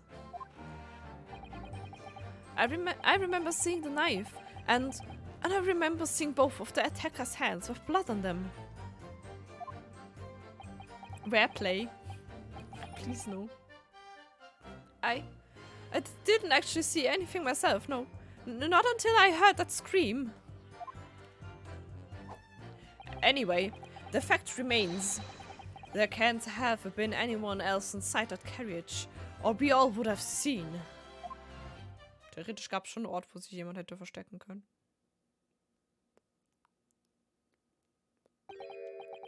Well, lo and behold. In truth of fact, not one of you was witness to the crucial moment of the crime was perpetrated. I apologize, my lord, but honestly, there was no one else inside the carriage, and the man's hands were covered in blood. That much incriminating evidence is tantamount to saying he saw the man do it. That's really not what testimony is about. Let us examine the interior of the omnibus once more. The victim's fresh blood is certainly visible on the seat, corroborating the witness's accounts. In other words, there is no substantial nor significant change in the facts of the case. Very well. Your cross-examination, please, counsel. Ach, Menno. Yes, my lord. Ja, okay. Pressen wir einfach mal wieder auf alles, I guess.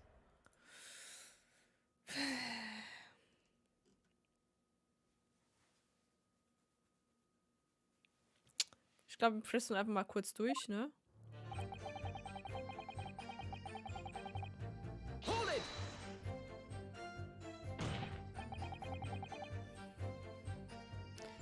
No, the evidence tells us otherwise. We have the gloves the defendant was wearing on the night in question in the court record. Well, I'm aware of that, sir, but nevertheless, I know what I saw, and I stand by it. The man had blood on both his hands. He's defiant, even in the face of hard evidence. He's steadfastly refusing to admit that he might be mistaken about what he saw. But why? Warum jetzt schon wieder ein Honk? Ich verstehe nicht. Was ist mit den Honks los? Warum böllert dem Honk ins Gesicht? Hä? What? Your reasoning is dire.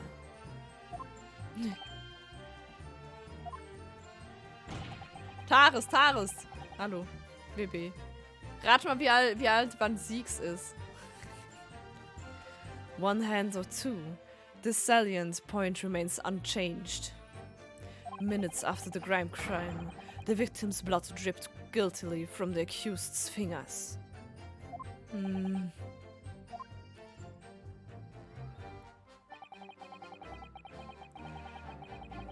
Ah ja, pressen wir da auch mal. Weil, warum nicht? Don't try to downplay this.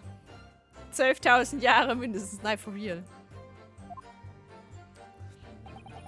Whether or not you saw the exact moment of the crime is a matter of fundamental importance, as well, you know.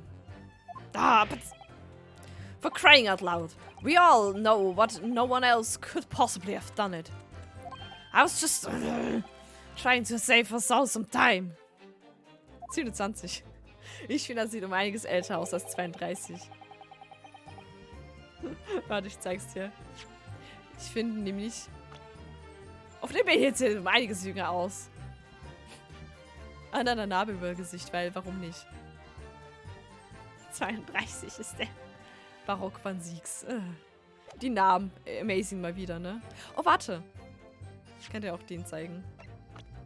Dass du wieder da bist. Lady First. Ha! Das ist gut. Ich mag den immer noch. Der Name ist perfekt. Ich finde den supi. Und natürlich der Bruce Fairplay. Wer kennt ihn nicht? Magnus McKilted. Miles Strongheart. Okay. Die haben alle so guten Namen. Love it. You have a loan of 20 guineas outstanding with the defendant, do you not?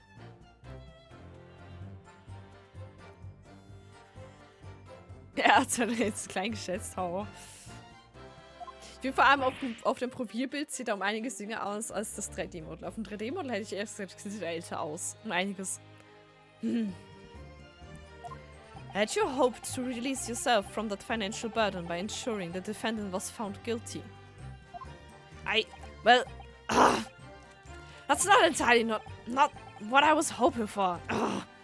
I just lost a little guinea 10 when I backed the wrong horse on the derby, that's all. I was going to win it all back. There's a fixture this weekend, that's a sure thing. Also, it literally, 10. I'm a banker. No one bats an eye if I borrow a little spending money for the weekend. Ich hoffe, wir schaffen es bis zum Save-Punkt. I think you may have revealed rather more about your character than you bargained for, sir. Ja, das stimmt. This witness scruples are not on the trial here. Proceed to the next witness. Is that really how it's supposed to work? Oh. Presst dich auch. Ich weiß nicht, ob ich über irgendwas sagen kann. You definitely saw that too? Blood on both hands? Yes, sir. I mean, I know what you're going to say.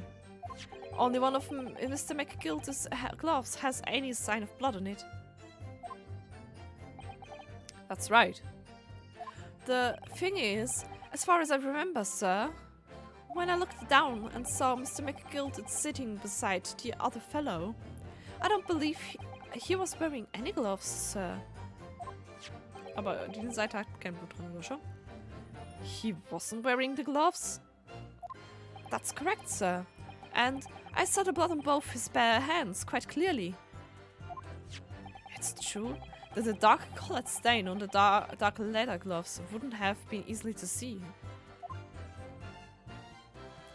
I should point out that the police officer who apprehended the accused on the night in question reported that there was no trace of blood on Mr. McGilded's gloved hands. Holy shit, kann lesen. There wasn't blood on his hands? This is puzzling indeed. This must be significant somehow. I'm sure of it.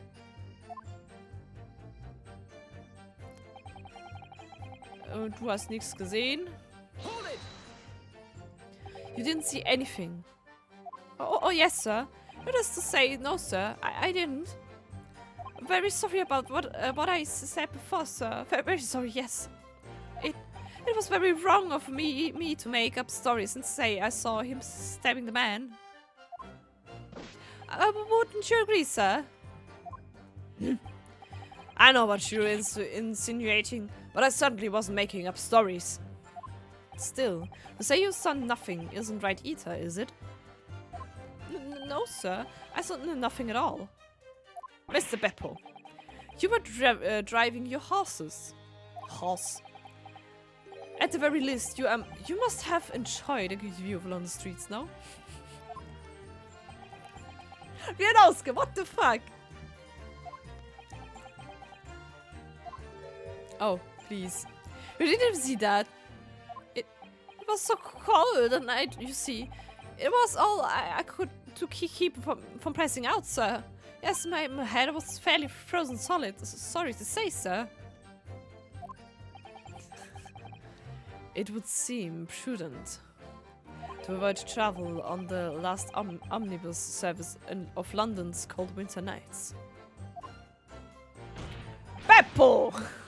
No, nicht der Beppo. Ah! Beppo. Also theoretisch haben wir immer noch, es gibt da einen Ort, wo vielleicht jemand versteckt hätte sein können. And everything you saw of the incident was through the skylight on the roof of the omnibus. That's right. I was fiercely cold that night, but the glass wasn't frosted over. Oh yes, I remember I was shivering. It was so bitter. Which rather begs the question of why the pair of you were sitting on the roof deck in the first place. Well, I don't know about this young fellow, but I couldn't enter the cabin. Oh, why not? It was locked from the inside. I tried knocking, but no one opened the door. It was locked? That's right. And it's a public bus service, for pity's sake. That's not what I call fair play. Ein Joke mit seinem eigenen Namen gemacht. Yes, I had exactly the same experience. I tried knocking, but the gent inside just gestured at me to clear off. So I had no choice but to climb up to the roof deck and look down longingly into the warm cabin below. Well, I can assure you I wasn't just looking down, I was glaring long and hard. Good. Sure, you do. And that's precisely why I can tell you with absolute confidence that if there was anyone else in that, all in that cabin, I would have noticed. Okay. Unequivocal, I would say. I'm not sure about these two witnesses. Could they really have been seen everything inside the cabin through the skylight? They might not have been able to. Allow me to confirm one thing, Mr. Fairplay. You were riding this omnibus and witnessed the events of in the cabin through the skylights in the floor of the upper deck. Is that right? That's right, yes. In that case, there is a portion of the cabin interior that would have been out of sight from you. What? By golly, really? Obviously, at this stage we can't say for sure. But the possibility cannot be denied that at the same time of the incident there could have been another passenger in the enclosed cabin of the omnibus. Objection! Enough. Hypothetically meandering, my Nipponese friend. The prosecution demands that you substantiate your claims. After all, the scene of the crime is here in the flesh. Very well. I will uphold the prosecution's demand.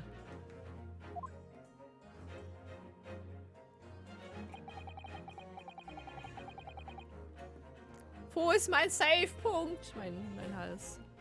Poor Hals.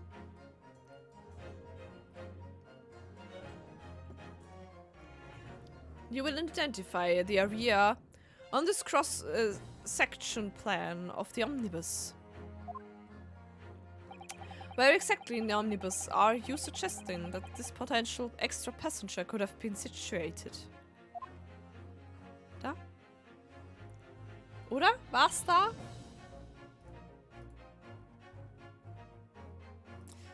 Es war auf der Seite, ne? Es war auf die hintere Seite, hatte unten den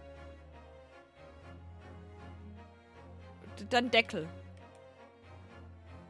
Ah. Take that! Both rows of seats on a roof face the direction of travel, whereas the seats in the enclosed cabin face each other. Which means... Also, oder so, I guess. The visible part of the cabin which passengers on the roof deck can see through the skylight. It's as I've drawn here. Ah! That's right, my lord. As you can see, the seat opposite the one on which the victim and his attacker were sitting is obscured from view. In other words, if someone had been sitting on that seat, it's quite possible that these witnesses would have been completely unaware of it.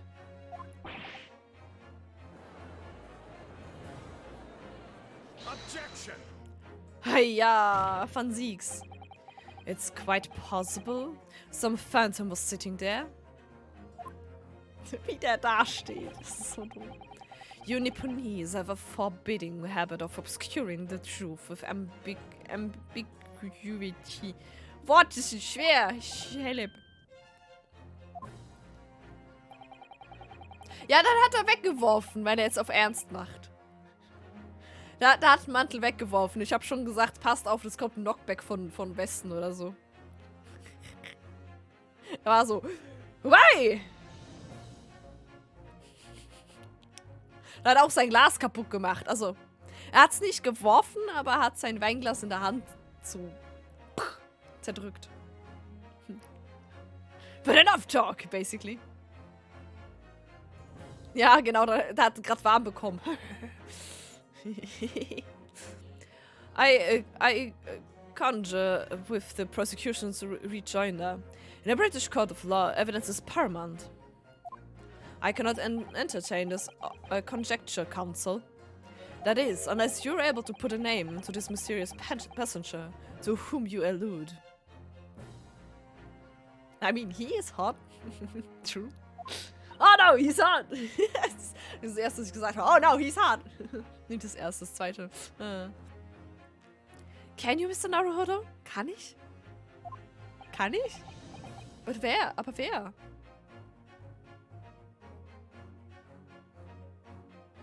Hey, wie meine Hand blutet nicht. Ach so. Seine Hand ist einfach Leder. Oh, I honestly don't know. Who could it have been? Who could have been in the other seat, which was out of sight from the witnesses on the roof deck? Ich habe keine Idee, ne? Wissen wir von irgendwem?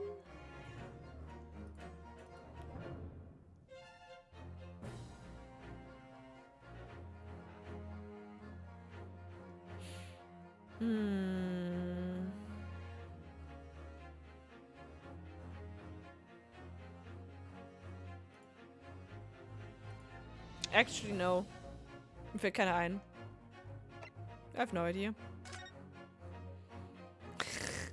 I have literally no idea.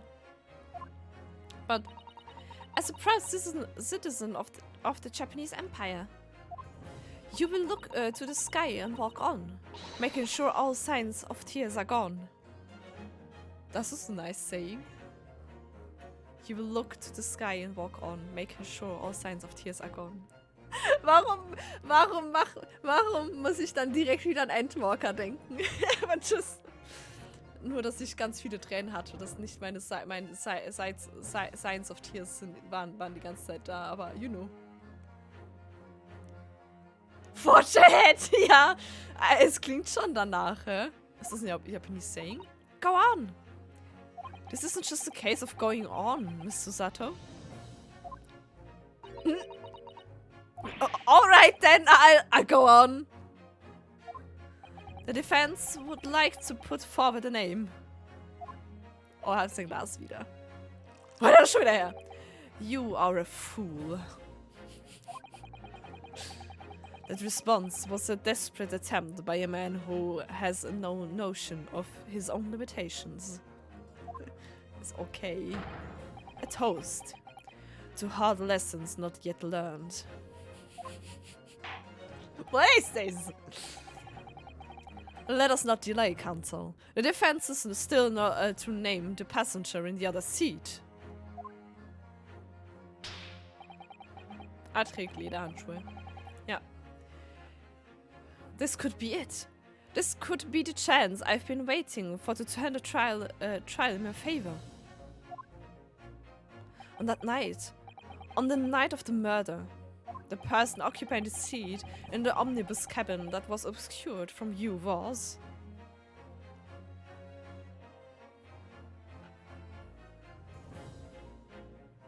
Warte. Wenn der Mörder neben dem Typen saß, dann saß er gegenüber. Und irgendwer war einfach verkleidet da, beziehungsweise hat, you know, Sätze rumgetauscht. Der hatte eh anscheinend gepennt beim Fahren, ne? I guess. Jemand anderes gibt gar keinen Sinn mehr. The passenger in the enclosed cabin that the witness on the roof deck failed to see has to have been Mr. Magnus McGilded. McGilded?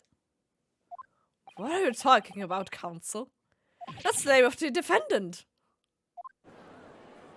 Ja, aber Objection! Hey! Nein, du hast wirklich geworfen! Was siegst? Kann du das?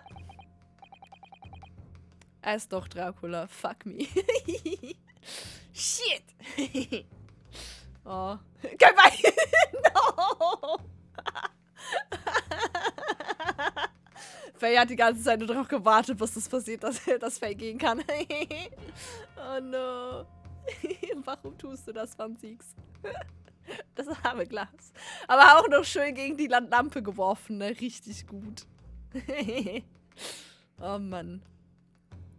If I desecrate this chamber by smashing my hallowed chalice, do forgive the courtesy. Lord Van Siegs, please. People talk of those tiny island nations in the Far East as having a learning and culture of their own. But I see they use the terms ill-advised. Also, what are you trying to say? Let me explain. In terms that even a student of an artless backwater such as yourself might understand. Sei nicht so rude. When the bloody scene unfolded, the victim and his assailant were sitting side by side. Multiple witnesses have attested to the fact actually. Sie haben die Gesichter der Leute nicht gesehen wegen den Hüten. So, you know. It's the very premise on which this case is built. Objection!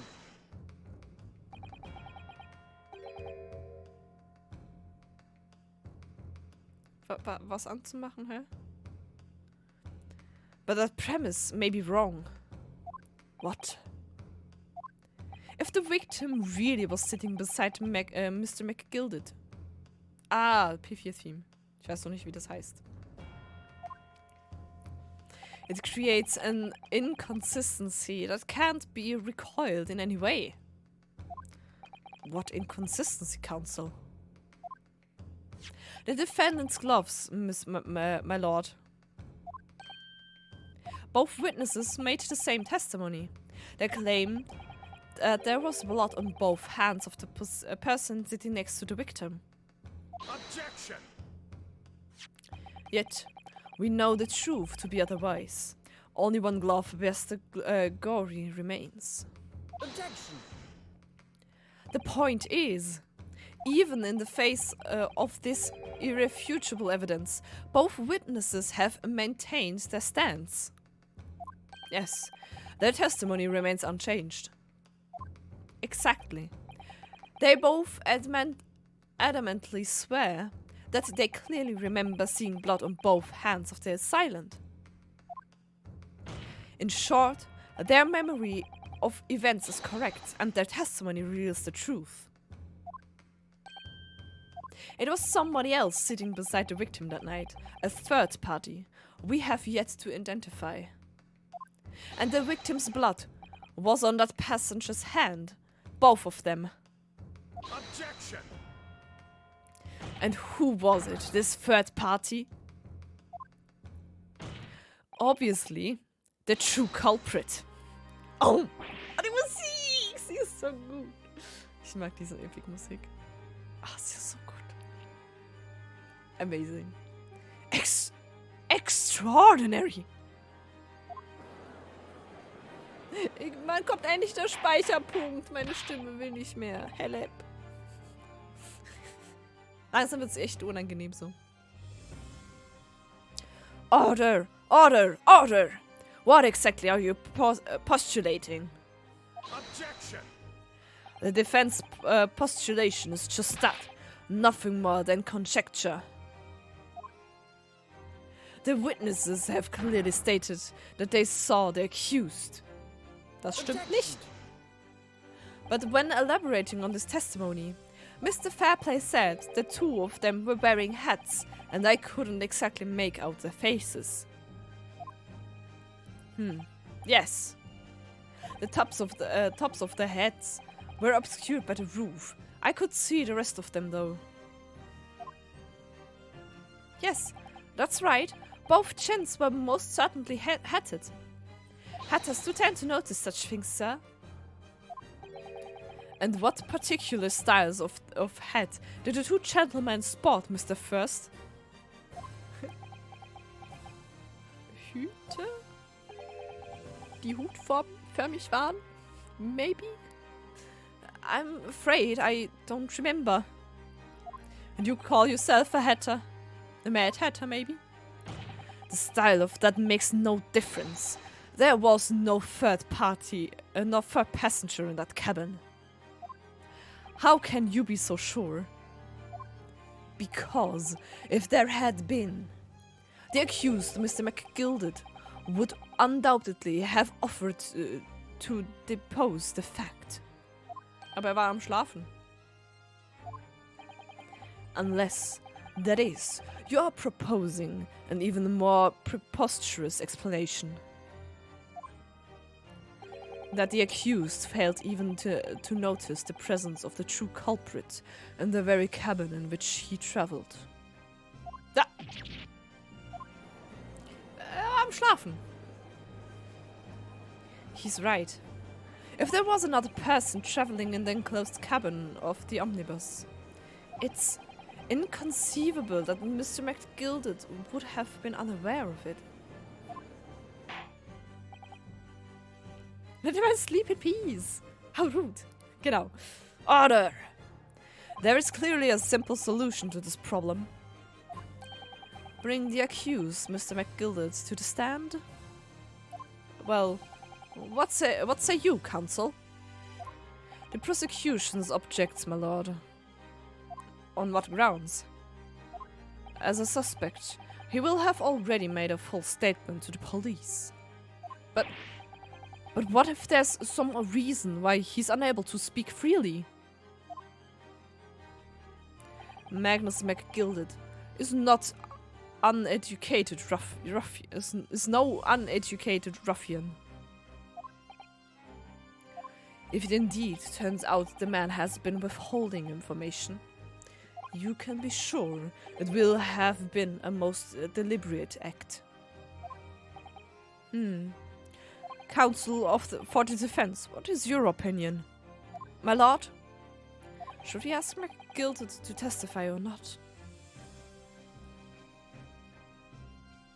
Ich würde mal sagen schon, ja, ne?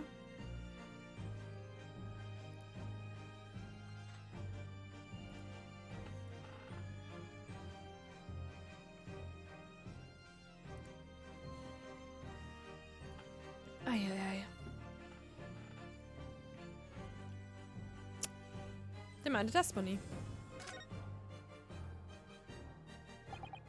Ups, ich bin verrutscht. Yes. We need to hear what he has to say in order to find out the truth. The defense would like to call Mr. McGilded to the stand. Let him sing. Testify, bitch! You know. In that case, I would like to hear the opinion of the jury. Ah, yes, I need a little time to consider this. If you ask me, I think we should hear what Mr. McGilded has to say. Let the man out there hear, I say! Pum. It would be utterly illogical not to hear his testimony.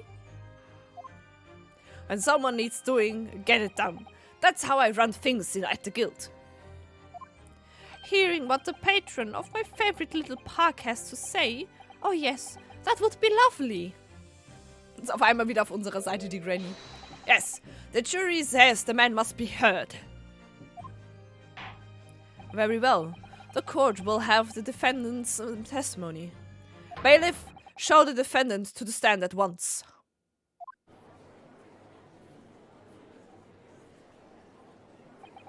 Nice. Was okay bei? Hä? Poste es bitte auch noch im Discord, ne? Bayern, wenn du Clips machst. Auch gerne Discord-Clip posten. Wegen was haben wir den Clip-Ding? Now, maybe that what actually happened that night will finally become clear. The Cellist Throw. Ah, nice. Ja, aber trotzdem im Discord posten. Weil die verliere ich sonst. Also ich gehe nicht die ganze Zeit durch meine Dings durchgucken.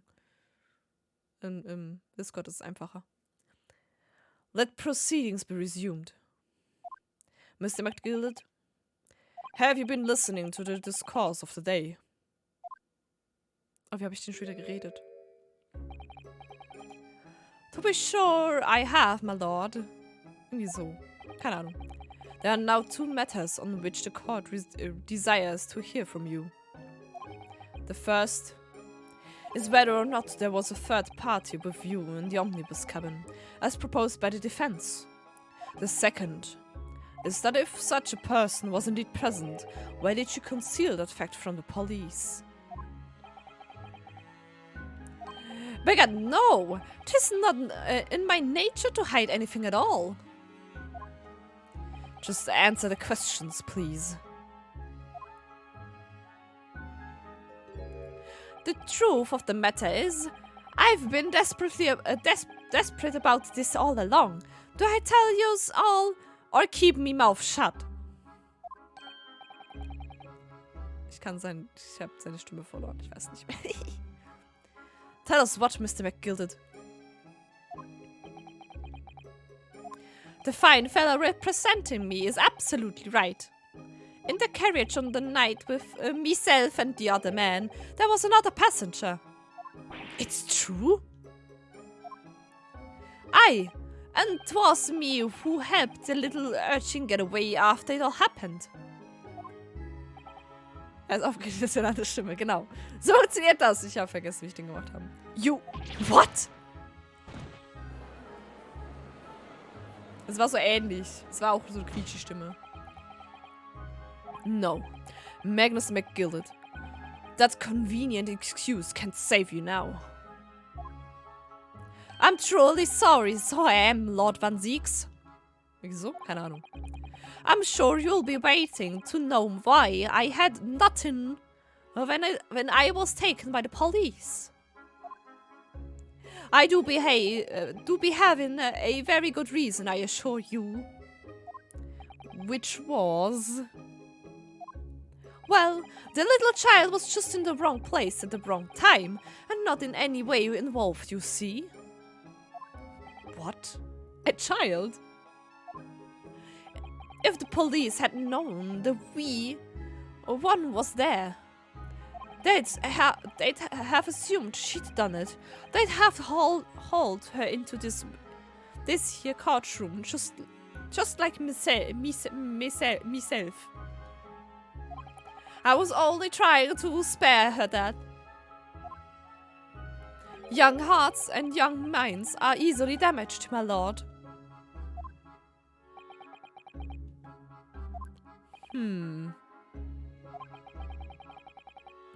The one thing worse than a rapist. Boom. A child. No.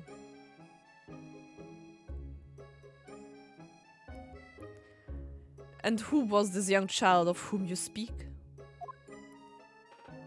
That I don't know. You don't know? Aye, well, the wee thing just happened to be in the carriage that night. I never saw her before or since. Objection!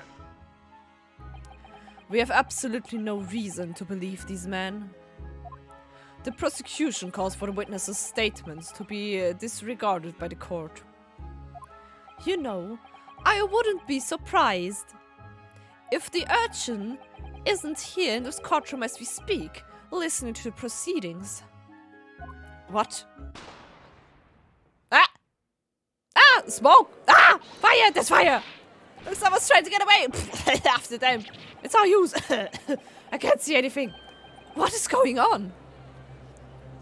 Voller Stress hier, what the fuck's going on? Musik! Be careful, Mr. Naruhodo. Cover your face. Bailiff! Let the accused escape. Don't let the accused escape. Secure the omnibus. Klingt danach, dass wir gerade zu einem Safe-Punkt gekommen sind. Das wäre nice. I hereby call an emergency recess. Oh, es ist Recess. Ich glaube, wir haben einen Safe-Point erreicht. Ja! Yes! Bailiff, ensure the defendant is in custody and clear the courtroom. Es riecht nach Rauch. Ich meine, es riecht nach einer Pause. Save the voice! Ja! Es ist halt 4,5 Stunden reden, das ist schon wieder brutal. Vor allem so komische Voices machen, ne? We were hurriedly removed from the smoke-filled courtroom by the bailiff. Amid scenes of chaos as people stumbled over one another in the desperation to flee the chamber. We had no idea what was happening. All we knew was that, for the time being at least, the trial was suspended. To be continued. Nice. Yay! Nice. I wanna save. Yes, please. Save.